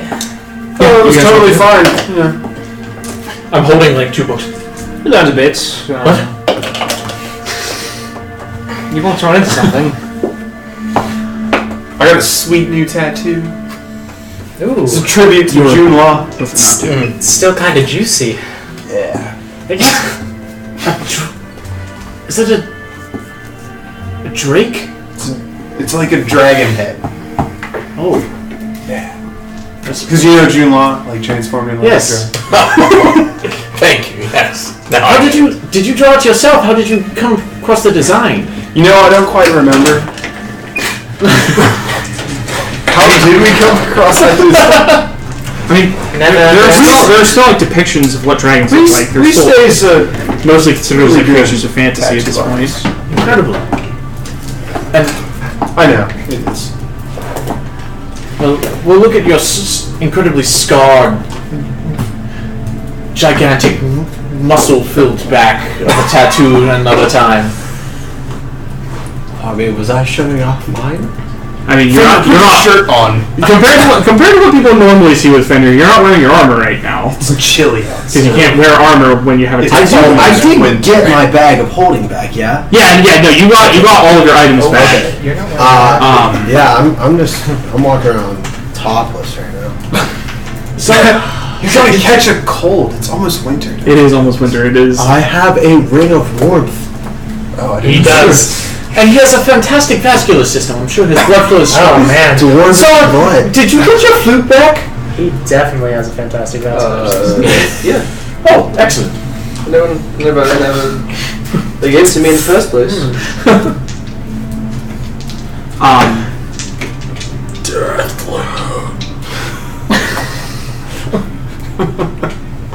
So I assume you tell the group about what happened. Yeah, why not? We do. Although it would have been funny to not tell them. But yeah, we tell So just like, let's go to That's this still bar your and no choice. reason why. Yeah, it's exactly something you would love, Korak. We're gonna go and possibly get into a tavern fight. Oh yes, I could use that. It would. I've been quite. You're still within the city, yes. Yeah. I've been sightseeing in the city. I've been around for quite some time. So Kind of little buzz going on. Yeah, around. You know, like a 2 beers and walking around buzz. You know. Yeah. We're going specifically to a bar to get into a bar fight. Well, we're going to a bar to enjoy ourselves, and if these guys try something, then we'll probably be. I mean, these two guys are Which gonna get guys? And what are we getting out of this? killed. We don't know. Well, We don't- we just wanted to Maybe drink. somebody will have a real happy day. Well, that's what I wanted. I'm not really in the mood to drink. And I definitely am not in the mood to bar fight. I mean, I could drink. Okay, so Zarn's Either out. way, I think we should definitely at least check this out. It doesn't sound like this. If Have you explained the situation properly? Or How much just me like we're going to get in the bar fight? We would have said, like, we ran into this guy. no, He said not it- would have. Just tell us. Yeah. Yeah. do it. What did? Yeah. Okay, so we ran into this guy. We were on our way to find a bar, and we ran into this guy. He was acting super creepy. He recognized us immediately. I mean, we are pretty famous. Like the rich and famous. But anyways, he said that we have to go to this bar or him and his brother will die. Well, wait. He first invited us for a drink with him and his brother and said, you know, it would be a great blessing for all of us to attend.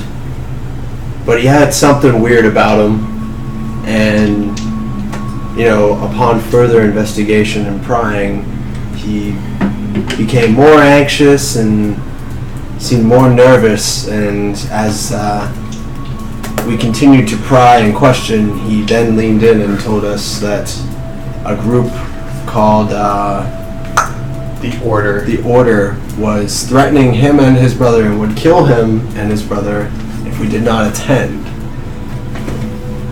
So, kind of, we didn't want to go alone. Well, we did, but we didn't. Thought we'd talk to you guys and see what you thought. He also invited, he specifically mentioned not just Lily and I, but everyone. The order. The only order I know of is the one that's tried to kill the queen. Yeah. Hence. Empress. There's a difference.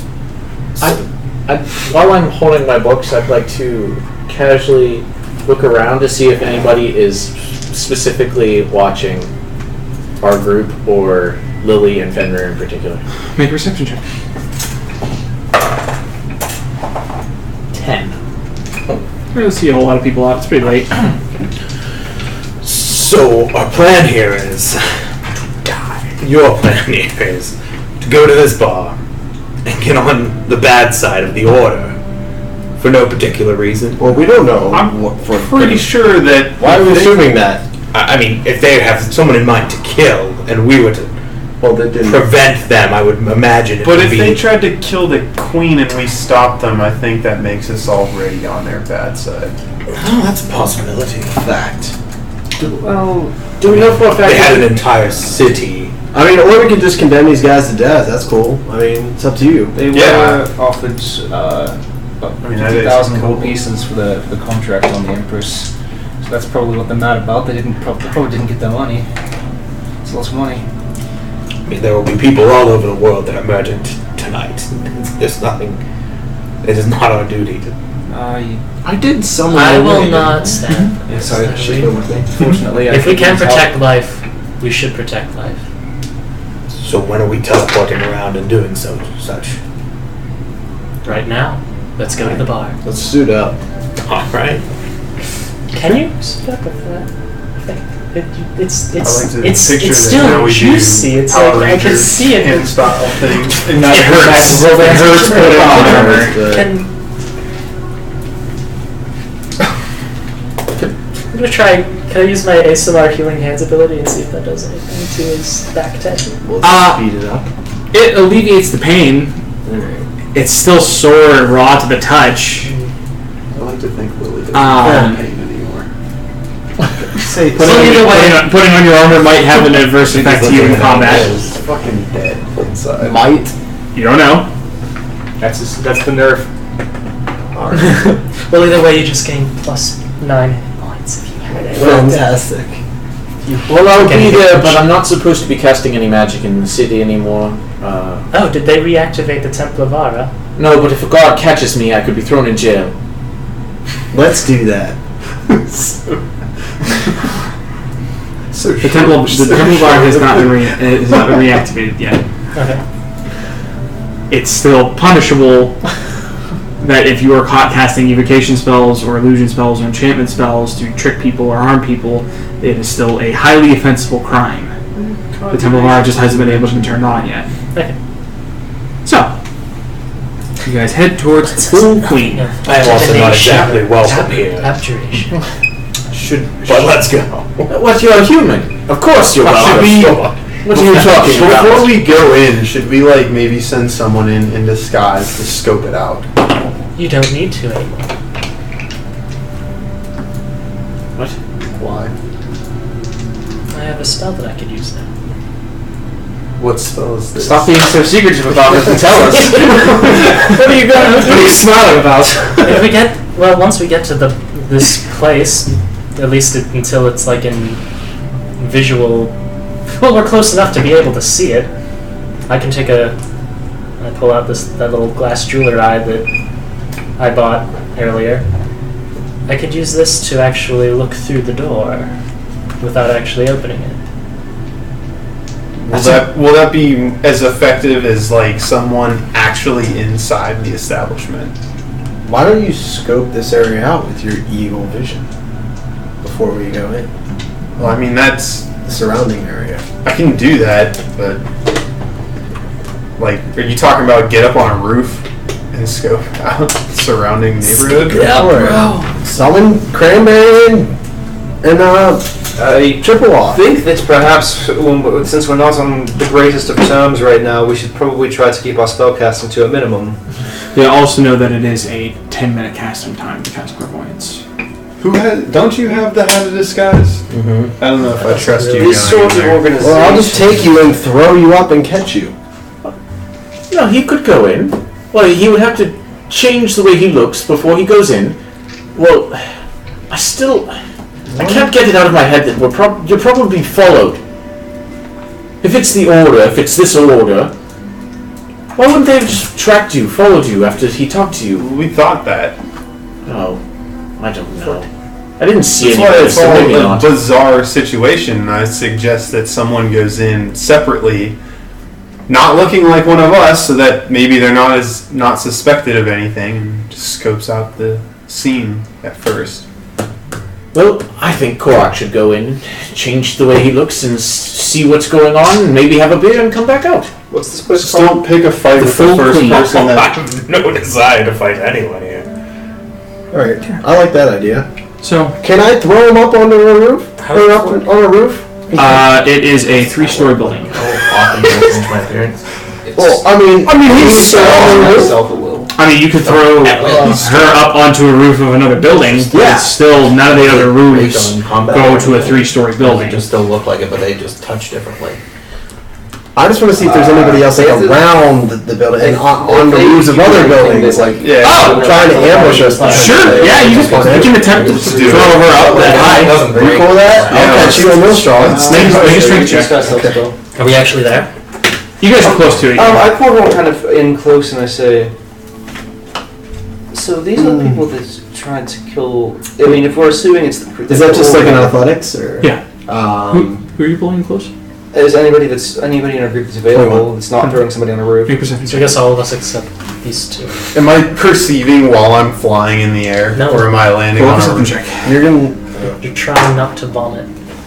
That's a 1. You vomit. That gets re-rolled to a 14, and my perception is 21 then. Okay, so you get ready.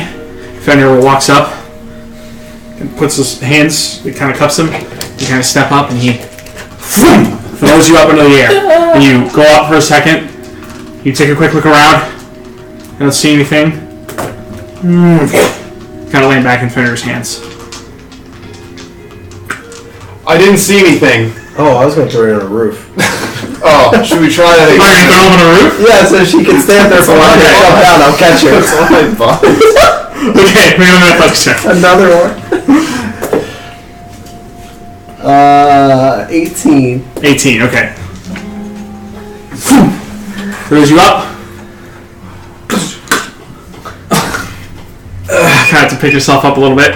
You should have made me do acrobatics to land. He threw you high enough that you landed on the roof. Okay. So, another one. Another 14 from that. 24. Looking around,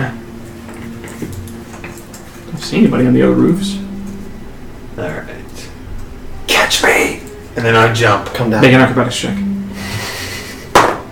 Oh, shit, I've never done acrobatics. 11. Okay. Take 2 points of damage from the fall. Because I hit his head. Because you're jumping from like 15 feet up. I assumed his muscular arms caused me to take bludgeoning damage when he catches me. Yeah, it's like hitting the ground almost. His abs are so intense. So that happened. You're going into the bar. Yeah, I'm gonna make myself look fatter and. Okay, so make yourself look a little bit more portly, a little more sloppy. Give yourself a big And You had to. you see as he Not suspicious. turns and looks, it's obnoxiously curled, and then it dials back a little bit and just kind of curls just slightly at the edges. You walk forward towards the bar. Am I noted? I'm trying to keep an eye out here. Anything weird going on? So you don't see anything weird going up to the door. Except for the guy. Girl. You see several people walking in and out of the building, and as you walk in, you're hit with an immediate blast of sound. You see inside tons of patrons. It's kind of looking up. You can see that there are tables all laid out in front of you. This is a pretty large area, and then you can see that up above on the second floor there are steps that lead up to like a walkway with sets of doors leading into what you assume are, because this is a tavern/inn, leading to different rooms where there are tables up on the second floor as well as up on the third floor. You don't see tables or people walking around, but you do see that there is like a third floor balcony as well. There's probably a good 200 people in here, maybe. It's pretty loud. Okay. Make up a perception check. 22.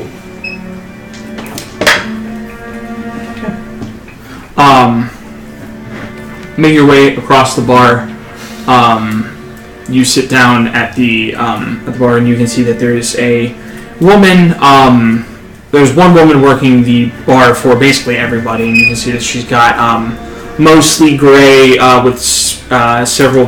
You can see like little bits of blonde hair still, with her hair pulled back in a tight ponytail, handing out several drinks to people. And as you walk up, and after a moment, she walks up to you and says, "Welcome to the Full Queen. Can I get you anything to drink?" Oh yeah, I'll take it. I'll take an ale.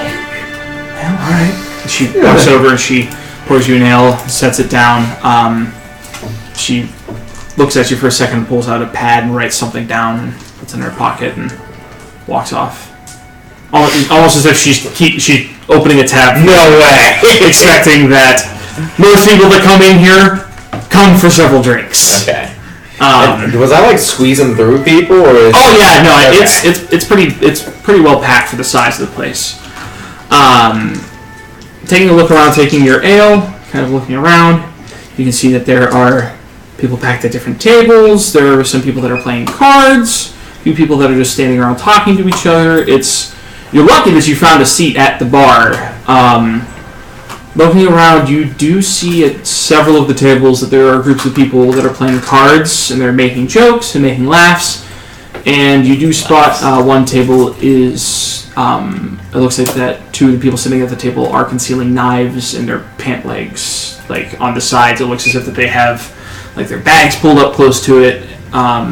You can like on the outside, like on the outside, like on the sides, so like they can be pulled out, but the hilts are the same color as the leather leggings that they are wearing, and they have they're hiding them against the sides of the table legs, or they have backpacks pulled up to them. So I have this thought and you see that, and looking around, you can see that there are several other tables doing the same. Okay. So I had this thought of, did they describe what this guy looks like? Oh no! I was I was literally just sitting here thinking, like, outside right about now, I would say to Fenrir, maybe one of us should have went in because we actually know what the guy looks like. Oh. Anything else you want to do? Wait. I mean, that being said, can I kind of mosey in there by myself? It'll defeat the entire purpose of what we've just done until we hear from Korak. It's not like. Well, I mean, it's not like they're gonna know that we know each other, I guess. because he's disguised. You are Fenrir the Indestructible, so... I start just walking away and finding a corner to lean on while I'm writing. Fenrir, turn your back right now. I was gonna text this to you to keep it secret, but I'll just say it out loud. I'm going to, No, keep it safe. as we're walking over, I'm gonna send a sending to Synestia and tell her that we believe the Order of Discord, the ones that tried to kill her in Ambrosius chamber, are in that inn, and that they invited us to come meet them.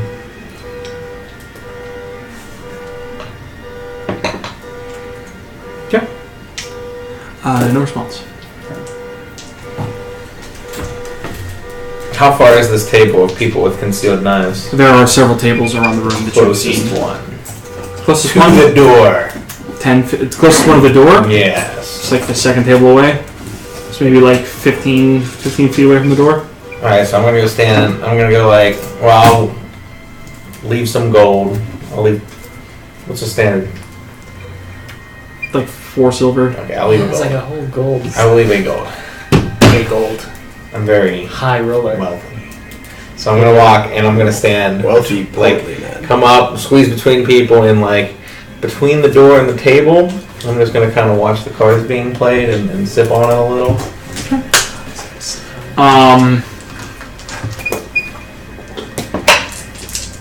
Okay. You see that guys are. It's a collection of people. You can see that it's 2 humans, a halfling, and the dwarf. The 4 of them are just playing cards. You see that. Make a perception check. 9. 9. Seems to be going all 4 directions. Do I know the game? They're playing 3 Dragon Annie. 3 Dragon Annie. All right. They're just the 4 of them are playing. It seems to kind of be going not in anyone's particular favor.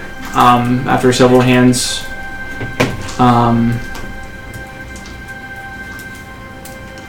you were walking into the tavern. Is that what you said? Or what are the rest of you guys doing? You guys are all still Wait, is outside. everybody still outside? Yes. No one has said they're doing things I that mean, what do you guys want me to? I'll go in there and check it out, since I'm the only one they'll probably recognize. Sure. Should I go in separate from him? Because I would also. I would feel more comfortable with Fenrir going in there. Yeah, Rather if than something happens, I'm Perhaps we should all probably... just go. Sure, I'll go in one at a time, definitely. What were you saying? Perhaps we should all just go in together. I mean, if we just trickle in one by one, something bad might happen. If they just try to make a move, I'd rather we be all there together. And if they have a reason not violent for us, then perhaps we'll all be there to make a decision on whatever it is. There's that. Or... So I'm gonna go upstairs. And like, I'm looking for someone who looks nervous or scared or. Make a perception check. I'm trying to scan everywhere, not just like upstairs, but like downstairs as well. Just get that bird's eye view. That's a natural 20. That's my card. Yeah. As you go to walk up the steps, It just stopped. That was my card. you can You pressed see that? a. I must have hit my button by accident. As you go to walk up the steps, there is a large, kind of burly, purple-skinned humanoid that you can see with horns that kind of curl back along the top of his head and kind of fan out in the back. This kind of dark purplish hair. And you can see that he's just kind of standing there. You can see that he's in like half plate armor. Just kind of leaned up against the post. As you go to walk up this set of steps, he kind of steps in front of you and just kind of holds his hand out and just looks at you and just...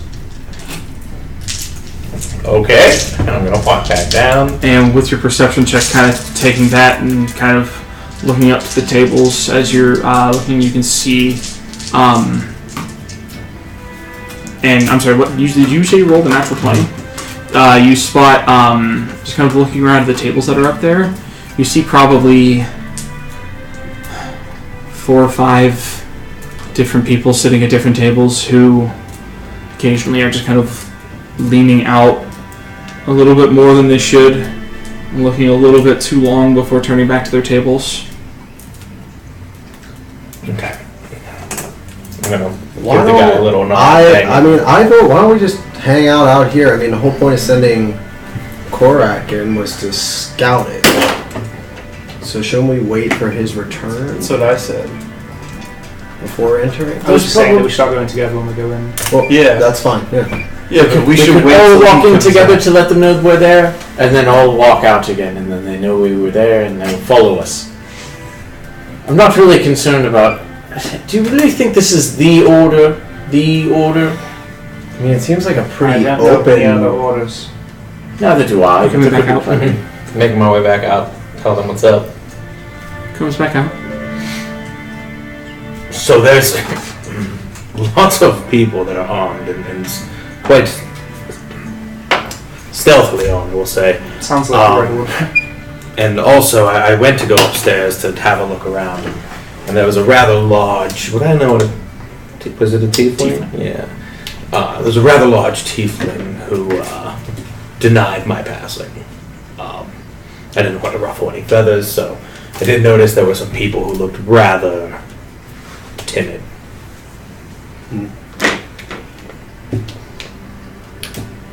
Sounds like a trap. It's also packed. There are people everywhere, Okay. just moving through. There were way more civilians than armed people. They can't make a move in the middle of civilians, so perhaps they might want to speak with us about something. It doesn't necessarily, they're not necessarily violent.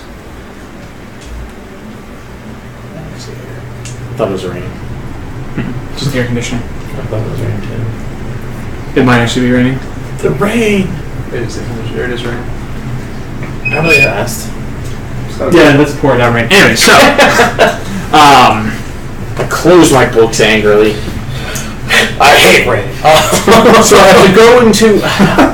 I had things that I was supposed to be doing. If this is the order, then that's more important. do you know of any other orders that are in the city? No. Nothing. There could be any orders. There could be people calling themselves all sorts of things I don't know about. I'm not particularly privy to the underbelly of Kalisari. I mean, there's probably another, nocturnum somewhere. We don't have a trademark on it. It's actually very strong likelihood. Yes, that's We should look into that. No, only a true genius would come up with a name like that. Alright, let's go in. I think I did a lot.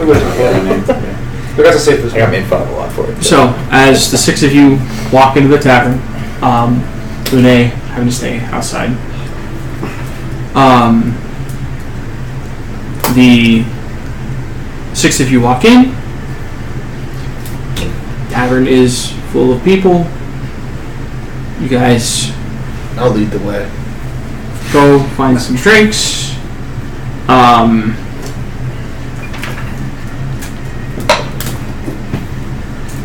upon seeing... Everyone roll me perception checks. I wanted to say I cast Expeditious Retreat on myself. How long does that last? Yeah, whatever. 10 minutes. Not Crit. good ones. 9. 13. 10. What was this for, sir? Perception. Just Perception. 21. 19. You're able to roll higher than 15. When you guys walk, when the 5 of you walk into the tavern and start walking your way across, you notice that as you're walking, some of the people are kind of turning and looking at you as you're walking, and there's like a hush around the people as you are all making your way across the tavern, and then kind of as you pass, people immediately kind of turn back to their drinks and are taking deep swills of their drinks. I kind of want to stay separate from them, like not too far, but like, who's this portly guy with a mustache that's all of a sudden with Nocturnal? Yeah, I like it. You guys go up to the barkeep. You see that as she kind of comes towards all of you, she turns and gives all of you a, "Hi, can I get... Oh! Welcome to the Full Queen. It seems that we have celebrities in the house tonight. Champions of the city drinks are on me." She goes and she very quickly pours out 5 ales and sets them all on the tavern or on the bar in front of you. I don't drink any And goes and walks over to immediately just kind of walks off to into the back. You see that she walks into the kitchen. You guys have your drinks, if you're drinking them or not. About 10 minutes pass. Nothing really weird happening. And you see her walk back out. You see that she has a tray with a plate. You can see with a several different dishes. You can see that there's a salad, a steak. There's a few others. There's some chicken. She walks over to the one table, sets the salad down, sets the chicken down. Walks over to the furthest table from the door, where you can see that some of the gentlemen that were armed before Korak, and she sets the steak down on the table. As soon as that happens, the room goes silent. All of the citizens very nervously stand up and start to filter towards the exit. Are you gonna go with them? I was gonna like act like I'm leaving too, yeah. Yeah, I'm gonna do the same thing. I'm just gonna start filtering. As you go to stand up and start to walk out, you see stepping in front of you the large tiefling that he described before, as well as a dwarf, the two of them having large hammers across their back. Just kind of step in your path. Tiefling points back to the table. The dwarf says, "I think you're supposed to be staying around here. This is your party." He points back to the area where the rest of your companions are. Brom's party. What are you talking about? Yeah, where's Brom? A minute passes. Told him his name. The rest of the civilians filter out, and you see you hear one of the doors from upstairs open up. You see a man walk around down the steps, and as he comes down to the first floor, you get a better look at him. Kind of a pasty white skin, clean shaven, head shaved bald, set of icy gray eyes. He walks over to the table where the steak was set. He sits down, reaches into his pocket, pulls out some silverware, sets it down. "Please, have a seat." Taking a look at him, this is the same gentleman that you two were talking to earlier. "Have a seat." I'll walk over and sit down with him. Yeah, I sit down. Sure. What else are you gonna do at this point? Last year, I presume? "Yes, I'm glad to see that you were able to figure it out.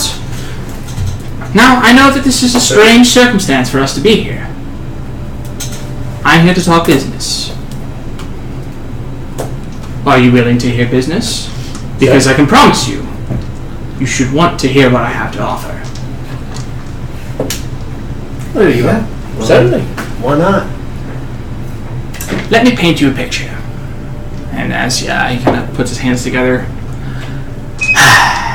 There once was a man and his brother. They worked together, bringing themselves up from the slums of the north, bringing themselves all the way up to the tippy-top peak of the underbelly of Calisari. And he starts to cut into a steak. This is a human man? Mm-hmm. Takes a bite. So, one day, they get an offer, one that they can't refuse, to join an organization of like-minded individuals who think that those who have the strength to take it for themselves, to take what they want, should be the ones to take it. And that's what we did.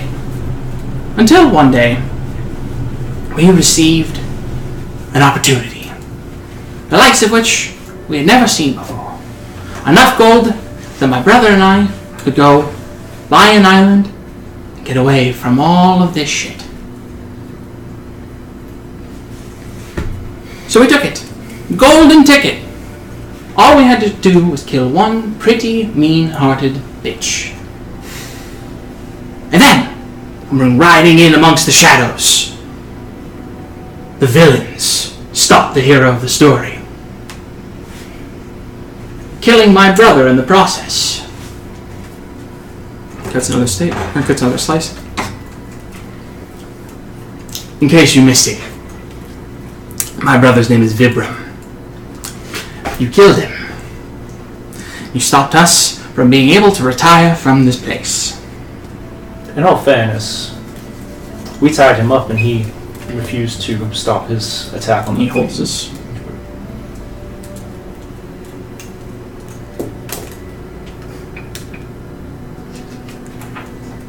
I believe that you owe me 50,000 gold pieces.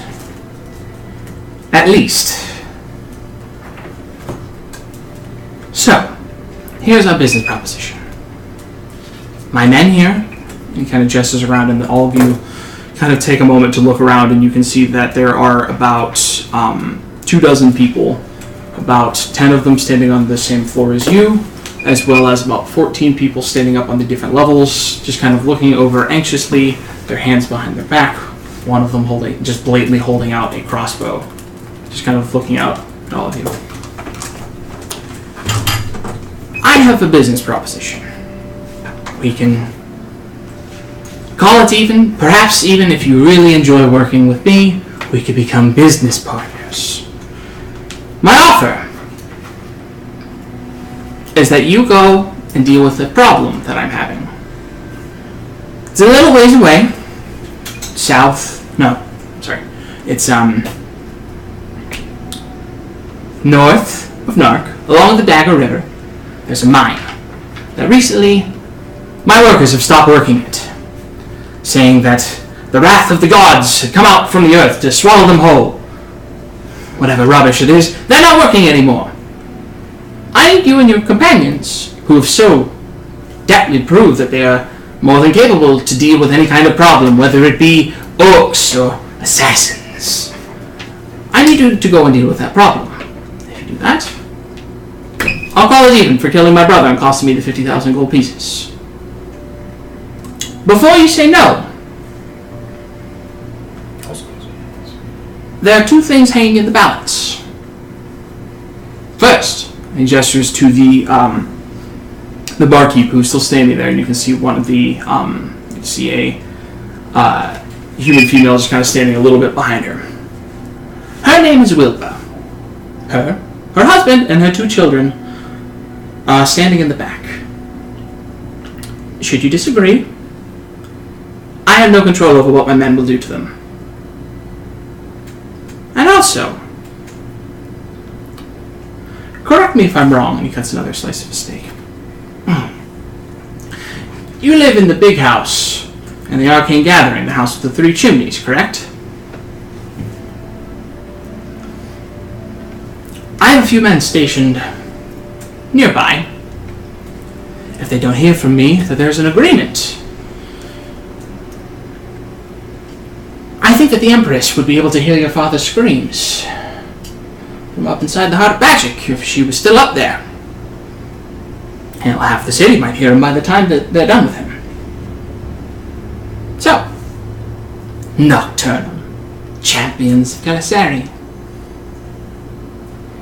What do you say to my agreement? What sort of information can you give us on the mine? What sort of threats we might face there? I don't know. There was one man rambling of how the gods came crashing out from the earth, that they were angered by what they dug out, and that they brought the storm with them, the wrath of lightning and thunder, and whatever other rubbish he had. He didn't really know anything. He's half lost his mind. What sort of resources are mined there? It's a gold mine, Gold. among several other things as well. Gold, there are several veins of silver, things that are very profitable in the city of Nark.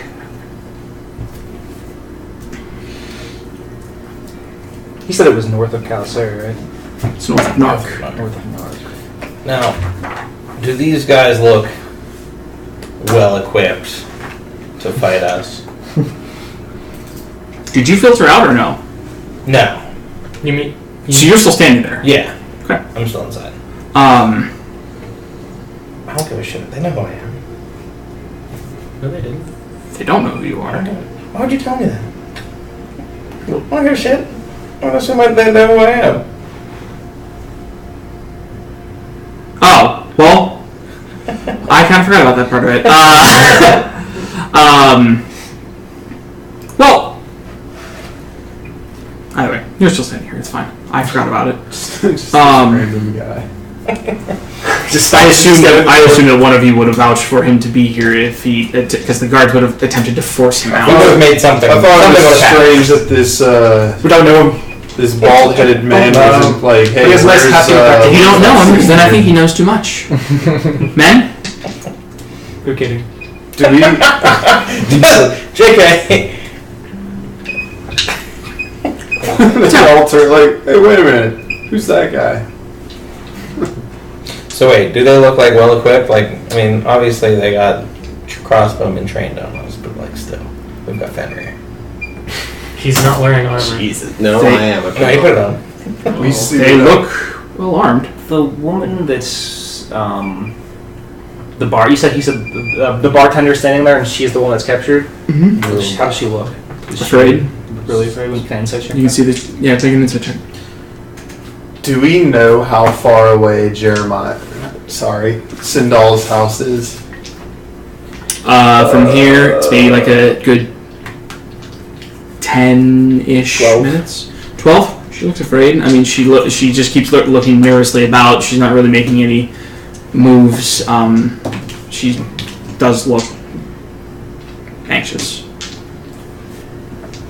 Heart of Magic is about... not the Heart of Magic, the Arcane Gathering where he lives is probably like 10-minute walk. We have to have your what's this called? Like when we have to have this mission done by? You have until... We'll say you have until the first snowfall, which gives you a little bit over 2 months to get to Nark and deal with the problem, and then get in contact with my associate that is inside the city. I'll tell you how to get a hold of him, should you agree. I'll tell you how to get a hold of him. He will send me a message that is signed and stamped in such a way that I know that it is him, with proof that you are able to complete your task. At that point, Pale Volomir will be free to walk unmolested throughout the city with no fear of my men interrupting him. Like I said, I mean you no ill will. I only wish to be repaid the gold that I'm owed.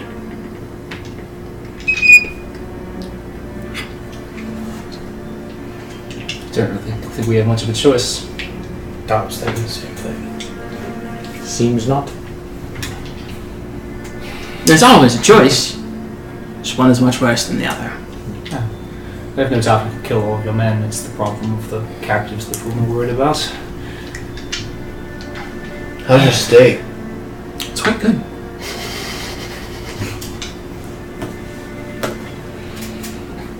Do we agree to it first? Robert, what do you think?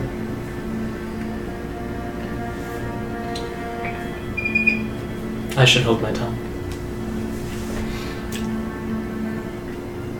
So, an agreement then. I don't agree with it. Well, then what say you, little one? That's what I say. I think we could take them. Well, That's not. As you say that, all the crossbows, you hear them pull back, and all of them are pointed at you and your group. I'd be careful about casting spells if any of them suspect you. Yes, we will take this, and we will go to your mine. Wonderful. Bargain struck. So, as he goes to start going into exactly what the details of who you need to talk to, who the contact is, we're going to take a quick break, real quick, because I need to pee. Yeah, you do. Hope you guys like it so far. It'll be real quick.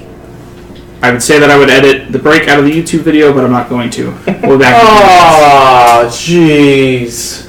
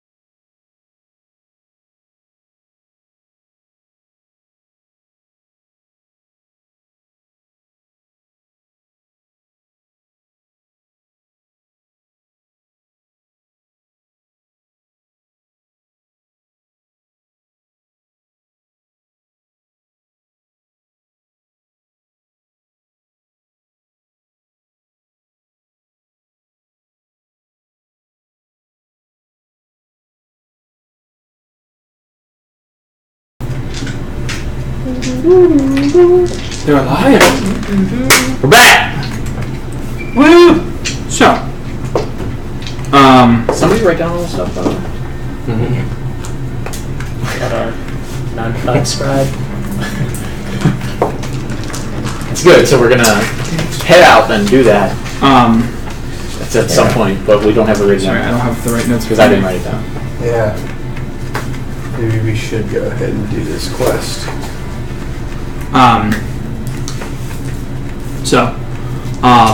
Finishing the last bite of his steak, pushes the plate away from him. She will anxiously kind of walk across the room with her head down, grabs the plate, walks away. You see him just looking at her, just. Sorry, business. So, go to knock, find the mine, deal with it. And once you're done, I need you to go and find my contact. She goes by the name Basilia. Basilia Nano. Basilia? Basilia. Basilea. Nano? N-N-A-N-O. N-N-A-N-O? Yep. The nano?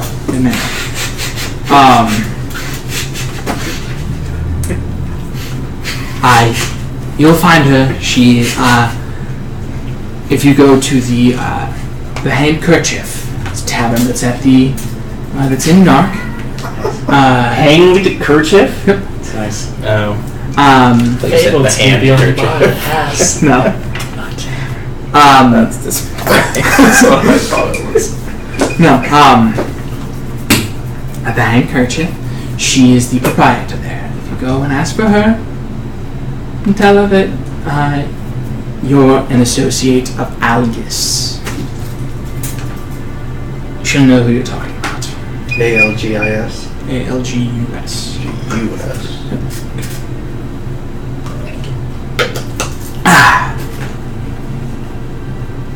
Any other questions? What is you said your mine is just north of Nark? How far? Where is it located exactly? It's north of the Dagger River, next to the Dragonwood. What's it called?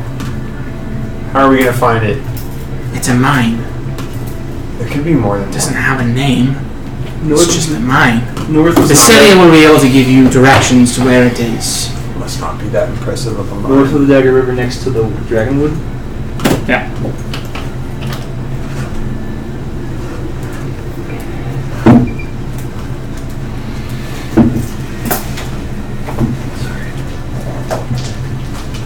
If that will be all, if you have no other questions, you and your friends are excused. Like I said, I really hope that this didn't come across as too aggressive. I really would much prefer to be business partners. It's quite clear that you and your friends are capable lot. Perhaps we can do business in the future on less uneven footing. I put both my hands on the down. How long of a travel was this to the mine? From the mine from Nark, week and a half. On foot, if you're on horse, it might be shorter. Oh, so from Nark. From Nark. How long does it take to get to Nark? Depends on how fast you move. Well, You guys have discussed this before. It's like a month and a half to 2 months. to get to Nark? Yeah. If you're going on foot, yeah. But we have it like a 2-month time limit to do this You job. have a 2.5 month time limit to get to Nark,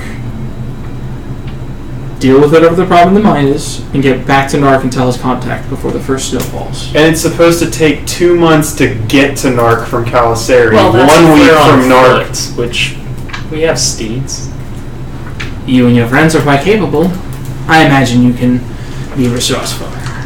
You'd be surprised. Sure, Pale will be too. So we have a long trip ahead of us. I want a steak. Sorry, I believe that this was the last one. Oh. Well then, I walk towards the door. As you go to walk, the tiefling is kind of standing in front of the door and he's just giving you a hard look.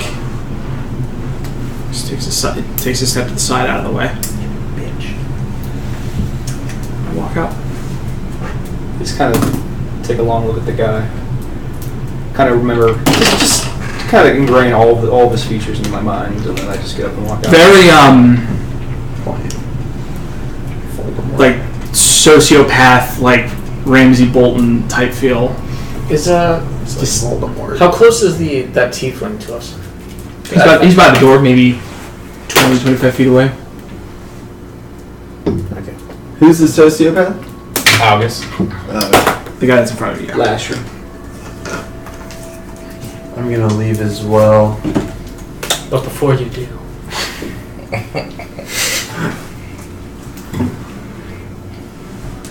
As you stand up and start to walk out, you can see that 3 of the crossbows that are on the other, that are up on the upper levels, 3 of them follow you. The rest they train. I'm not. The rest of the group. Yeah, like I said, I You walk out. got up and walked out. Yeah, I'll just follow. You all walk out, and the door closes. A few minutes later, all the lights inside the tavern go out. Full Queen is closed. What's What up? what time is it? Yep.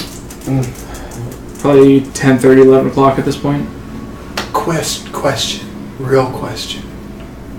What's to stop us from just going to where Sindal's dad is, finding these people watching him, and just taking them because out? it's a big organization, even if we do take out those people, they're just going to send more at him. So then, how much of an assurance do we have that they're not going to just take him out after we complete the job? We don't know. I don't believe it would make very much sense. I was gonna say, before I head out, am I allowed to take the girl that they were threatening behind the bar? Oh no, no, she's the proprietor of the establishment. She's already And no. I mean, if you like, whenever you go towards her, That's who he threatened, her and her family, right? Yes. And was her family present? No, they were They're bad. back. They said that they were in the back. Oh. Well, we weren't. I'm not It's allowed just- to take them. No, she doesn't go with you either. She just just go. It'll be all right. And she just kind of looks nervously around. To me, it's You like- kind of, just from what you've kind of learned a little bit about the order, just know like a little bit. It's kind of like you get the idea that this might be like one of their fronts, like a racketeering type thing. Like just like the classic criminal organization. Mhm. That this is just one of the fronts or one of the stores that they use to do their business. Okay. So knowing that they had us outnumbered 2-1, 3-1 maybe, they still took out the insurance policy of Sindal's father and this family.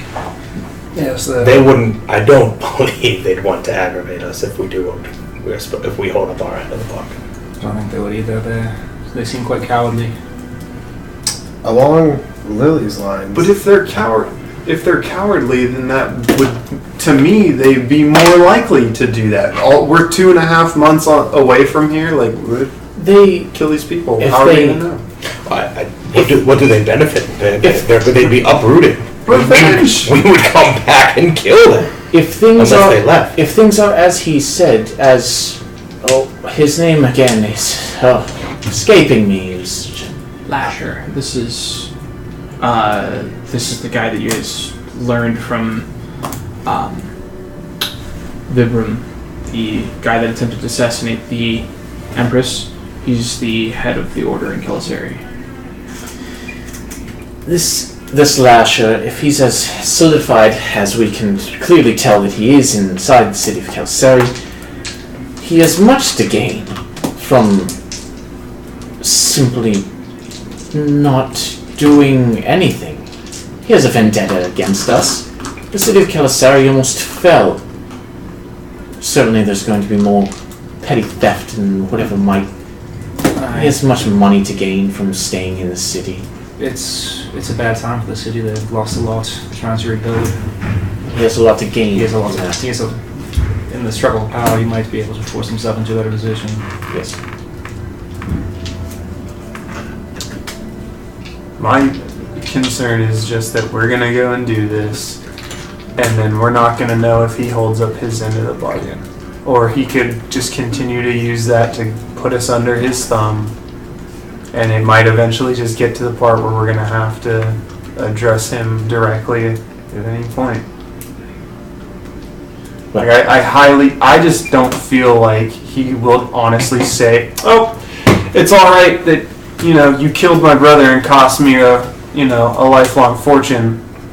Just do this one thing for me, and I'll forgive you and not harm your close friends." He doesn't seem like the kind of person that cares for others very much. What's your point? He might not have really cared about his brother's arm. It sounds like, from what I understand, it seems like he's using it as an excuse to make us do work for him. Well, he seemed more concerned with the gold than his brother. But again, that's also a concern, is that this will just be the first of many. It'll be this, and it'll be like, well, now you've got to go do this, and then this, and then where will it actually end? Well, so what are you proposing? I'm not proposing anything necessarily at the moment. I'm just saying it's a concern. Something to bring up before we trudge off to Narc to go do who the hell knows what. I adopted this thinking that we wanted to save lives, and that's why we came to this bar to save two random people from the streets. So here, I took the stance of, well, we should save the lives of these people. No, you're right.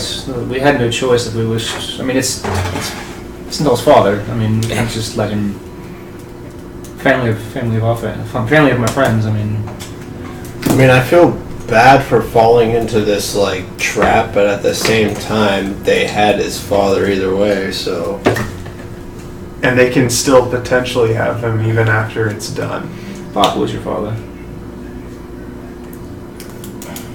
He's not much of a. I think we had a thing where he didn't go into fight because he was a politician, not a fighter. Was that him? He's not. They're assassins. They have numbers, and it would be incredible, an incredible feat. For him to survive and attempt on his life that organized, and he's not expecting that. No. I can't imagine that the order was this. Couldn't imagine that the order was still this organized within the city. If we're concerned about your father, we could go and get him. I don't know how he'd feel about traveling to Narc and North. I think that. But we just have to do this. I think. If we I agree. Well, I intended to visit him before we left. what about being tattletales and running and telling the Empress? I know she's a little sore at us, but she probably wouldn't like knowing that the organization what kind of magic do they hate in the city again? They just don't like spellcasters in general. They don't. It's not that they don't like spellcasters. It's that when the Temple of Varro is active, if you cast certain schools of magic, you are thrown out into the river, like a good several hundred feet from shore. And if you, at this point now, the implied and somewhat having heard rumors about it, just having heard people talk about it, is that if the guards suspect that you are casting spells, you are arrested because you could potentially be using magic to subvert the will of the people. Alright, I would like to do something, but I'm going to wait till we get out of the city, I think. Okay. So, it's technically not active yet. I guess that's not a viable option, what I'm saying. If I go hide in a room somewhere. You got cut off, I don't remember. No, I was just saying, what's to stop us from talking to the Empress about the organization to try to take her life. I mean, she's not going to be happy to know that they're still around. She got kind of pissed though when we brought up the frozen usurper of death. I don't know if she's going to want to Well, talk this is a different. This is a threat within her own city. Still, I mean, it's just an option. What do we plan on staying for tonight? Just back at our I guess not a good. our plan. living quarters here in Would be the. better if we just, I mean, we should probably make her aware before we leave. at least for Korak, it might be better to stay outside of in the Nordath area. Nordath, is that what it's called? Nordath? Nordath was totally evacuated. Mm-hmm. There's nothing there. Not totally. There's still like maybe a dozen or two people that are still living out there. You That could probably are, find a place to stay there. Did you have a place you stayed before the I'd be fine there. Couldn't he stay with us in near The house is just right over there. Just reactivate your disguise, you'll be fine. I'm just getting word that maybe he won't be fine. It seems like the more rumors we hear, the more it seems like we don't want to be using any sort of magic that might be caught. Oh, I see what you're saying. If the Temple of Power is reactivated whilst we're still inside the city. That too. Perhaps going to Nordath would be better. Okay. I'll gladly go stay. If you've been given a room, we go stay. I'm sure there's room after the mass exodus. okay. So you two are going to go out to Noldath. What are the rest of you guys doing? Inside the city at the home that you guys were afforded, or out to Noldath with? Well, if we're planning on leaving, we definitely need to get all of our stuff, which is in our house. And Okay. Well, we have the morning. I mean, So so yeah. you're going. I'm assuming you're going there as well. Yes, back to the Lily, Fenrir. Back to the house they're going. We have a house. Yeah. Okay. Plans. So you two head out of the city towards Noldath, and the rest of you go towards your house. I would like to.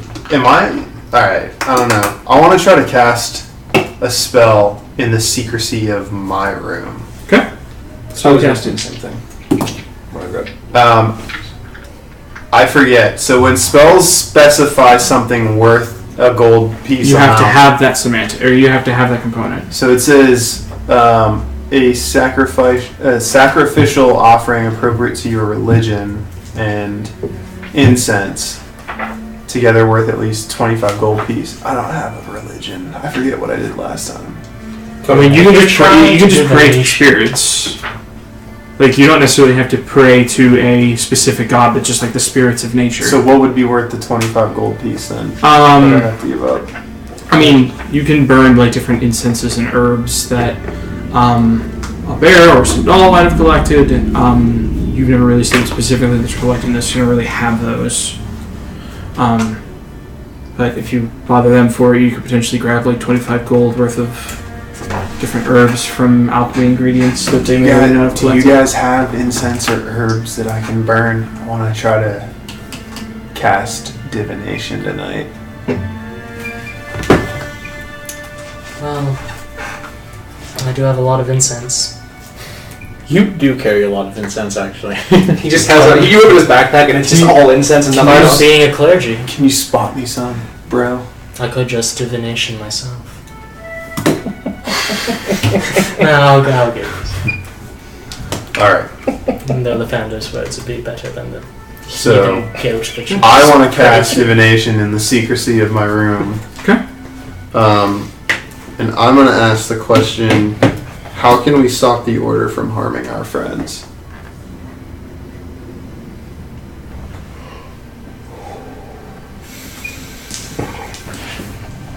I gotta try to fucking write this down quick, too. You can't. They're already dead. They are already among us. As soon you will be too, my brother. I'm trying to read this Bring and get them an all understanding of it. Feel free to continue to banter amongst yourselves, Yeah. so that just that I get a full understanding of how this spell works. I regret accepting the deal. Or if I just punch someone in the face. Crack, you are the most. You're not there in his mind. I could be if I had that eye of Groom. Did you say that out loud? No. This is just Eric talking. I should have done. But what does Korak think? So what was your question again? How can we stop the order from harming our friends? Okay, so as you cast your spell, your eyes close. In the quiet of your room, the smell of incense filling your nose. And you feel the warmth of a soft breeze. You open your eyes and you stand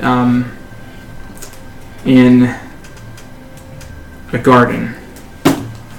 And you can see in front of you tan-skinned elven woman, no distinct features. If you look at her face, you try to get a better look at it, and you can just see that as she is walking along, she's pulling out. The garden is rife with weeds, and you can see that as she's walking along, pulling weeds out, pulling them out by the root, making progress, pulling them out. And you can see that as she walks along, she's clearing a path where she walks through. You see that not long after she passes through that spot, the weeds start to grow up again and reach up, grasping towards her.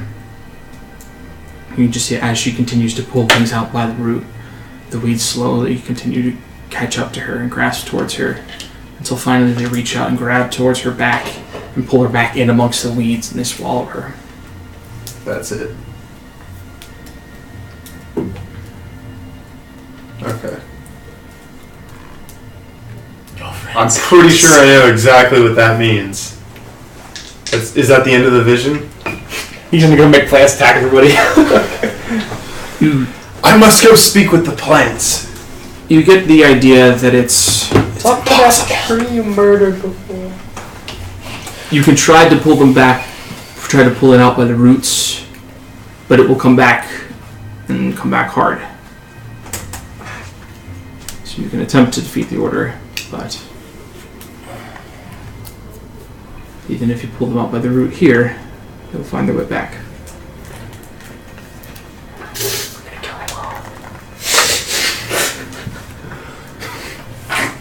Just like spits So we must join the order. As soon as we get to like a kind of quiet place, or like a place that's away from people, like when we're out in Old Ash, I'm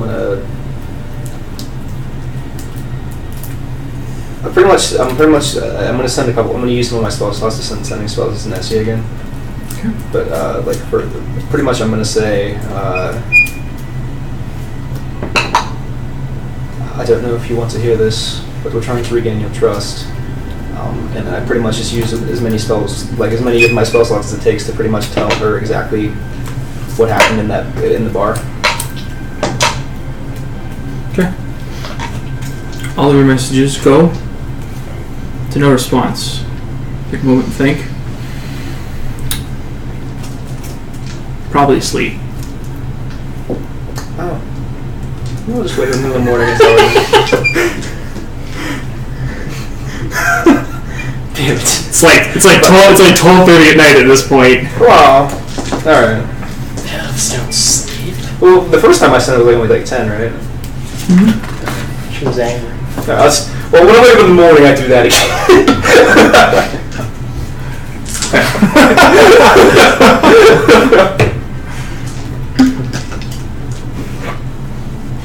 Alright, so, yeah, sure. For the end of the night, how high up is where the place that I'm staying? Is it a one floor? It's a 2-story building. 2-story. Cool. You have your own private area with a large writing desk and several shelves with different books. Excellent. To Nessie, not the Empress, her friend. I open up a first floor window and I walk away. And then I cast greater invisibility on myself and I leave through that window. So, greater visibility only lasts for a minute, but it's enough time for you to Exit. make a stealth check with advantage. Rusty said that. Yeah. So Cody, Yeah, elves don't sleep. 19. according to the spell Dream, it says creatures that don't sleep, such as Yeah, elves. elves only use the trance, they don't actually sleep. Is that all elves or just Eladrin? It's all It elves. says elves. Well, all elves do the trance thing. Just listen to Sandstorm for 4 hours. So thank you. Darth Christian Vader's Grizzly. reading for 10 hours. That's what it is. Nope. I thought for some reason she was a high elf. Or that she was a half elf. That is my mistake. Well, shit. She responds to your messages. Sorry, my the first one, silence. it's too late to kind of go through what might have happened from the first one. But she basically says we can meet and talk in person in the morning. So, what was your stealth check? 19. 19? Okay, you quietly sleep. Also, I want to see if there's anybody watching my house or wherever I'm staying. Make a perception check. 9. Don't see anybody. Okay. I will leave and I will head towards the tavern. That, the one you were just at? Or How- just a tavern? How far was that tavern? 10 minutes. 10 minutes? Yeah, I will head towards that tavern, and while I'm invisible, I will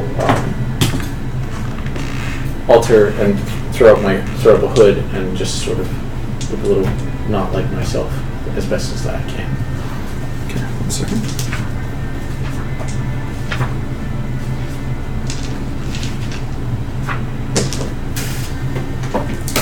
So, you throw up your hood, just try to be quiet, walking along through the city. To the tavern, you can see that there are some lights that are on inside still. It is an inn. But it doesn't look like that it's not like brightly lit like it was before. As you kind of walk up and kind of look through one of the windows, you can see that the fireplace at the far end is burned very low. There's very little light inside the main room area.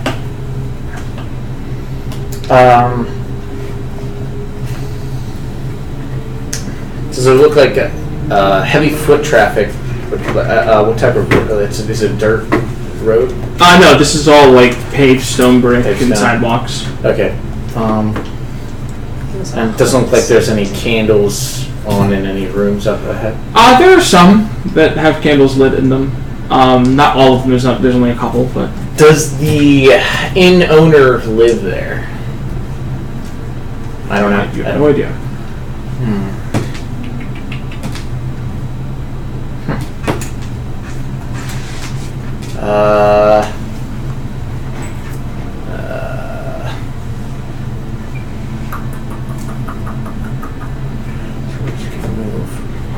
I'm going to walk around the tavern and try and look in as best as I can from different angles of different possible windows to see if I see anybody inside still. Okay, make a stealth check. And after that, make a perception check. Stealth is a 10. Perception is a 23. Okay. Walking around past some of the windows, looking in different rooms, just kind of you can see and peek into that there are still walking past one of the windows. You can see in the main bar area there are 3 kind of shadowed figures. You can't really tell who or what they are, but they're 3 like shadow figures still kind of sitting around one of the tables, having a few drinks. It looks like they're still talking amongst one another. You can see as well that there is a figure that is walking around, taking up chairs, setting them up on the tables, up onto the bar. Walking past some of the windows, you can see that there are people that are asleep in different beds. Are any of the windows open? If you want to walk up closer to them and check that way, you can. I'm going to cast greater invisibility on myself again and walk up closer Make a stealth check. with advantage because I'm With advantage. 17. 17. Okay. You go up to you're looking along. You check one of the windows, and you see that one of them is open, but there is a guy that's asleep inside. And do you want to go through this one, or do you want to check some of the other ones? What does he? Is it just a guy? It's just like a shadowed, like human-looking guy, just kind of laid in bed with his sheets pulled up. Does it look like he's got any daggers, or like does he look like he might be part of the crew? Make yourself a check. 7. 7. And you see a pile of clothes, kind of laying on the bed next to him.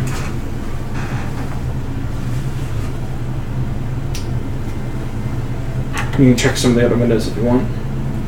Yeah.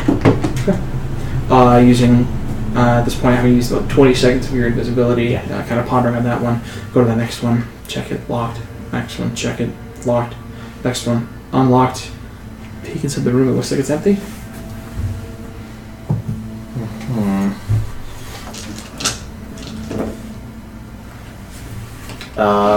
I'm gonna go in.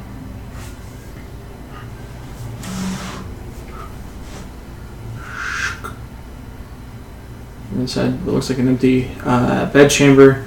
At the far end, you see that there is it's just 2 single beds. There's a single dresser. There's a small chest at the foot of the bed, as well as a door at the far end of it. I'm gonna listen up to the door. Make a perception check. 9. 9. You hear several voices on the other side. I really just know what they're talking about.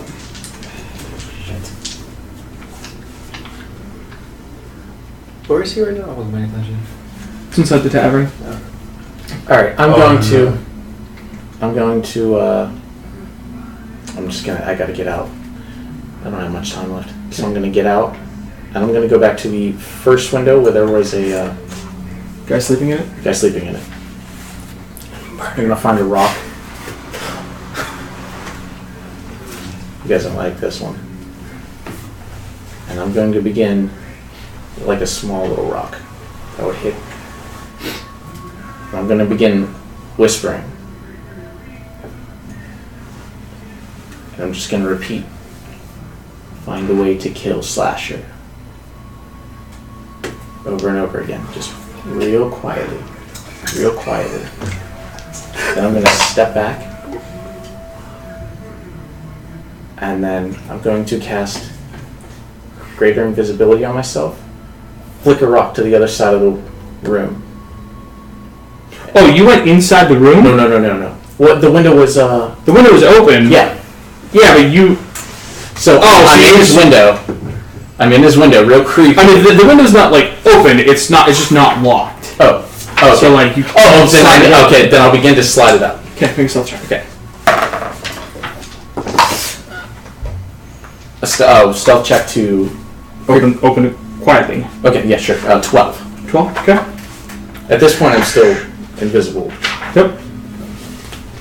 Okay, so now it's open. Now it's open. Okay. Now you do the. Now I begin just telling him, find a way to kill Slasher, take his place. And I just repeat that over and over again with a rock in my hand.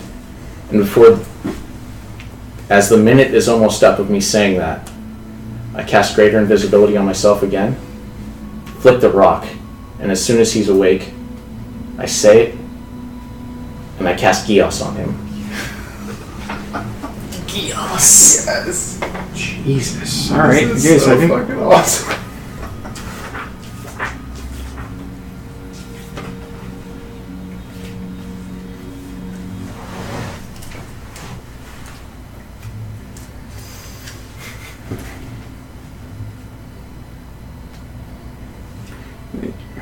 See within range, forced to carry out some service.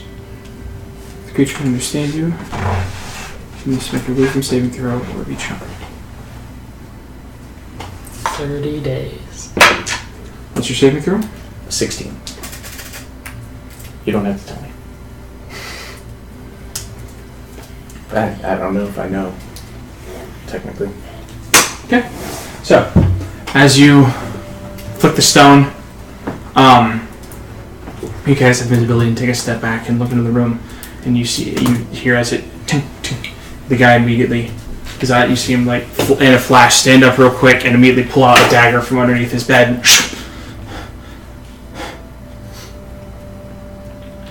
You seem confused for a second.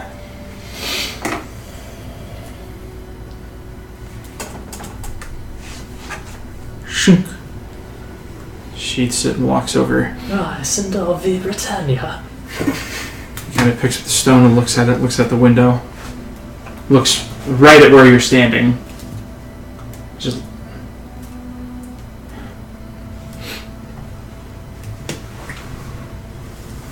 walks over to the window. Shunk. You see him just kind of sit down on the bed. Just look at slight confusion and like pondering on his face as you take a step out of line of sight. I was just going. Yeah. Okay. Walk away. Sure. You called him Slasher the whole time, by the way. His name's Lasher. Lasher. Lasher. Oh, yeah. What? That's what me and Tim were laughing about. I didn't. I was like, I didn't. Well, the DLS doesn't work now. As soon as you were doing something weird in his window, I was like, oh, he's using gas, isn't he? Like, it's so cool. Took everything out of me not to use that at the table. Well, it takes a minute to cast. I had an idea. Yeah. So, you walk off. Sure. As your invisibility is about to wear out, you kind of hide behind a corner, your hood up, make your way back towards, make one last stealth check. Yep. Natural 20. Oh, wow. You lose where you can't even find yourself anymore. Just get back quietly, get to the window. Back in your house. Cool. Go back up, find yourself in bed. And with that,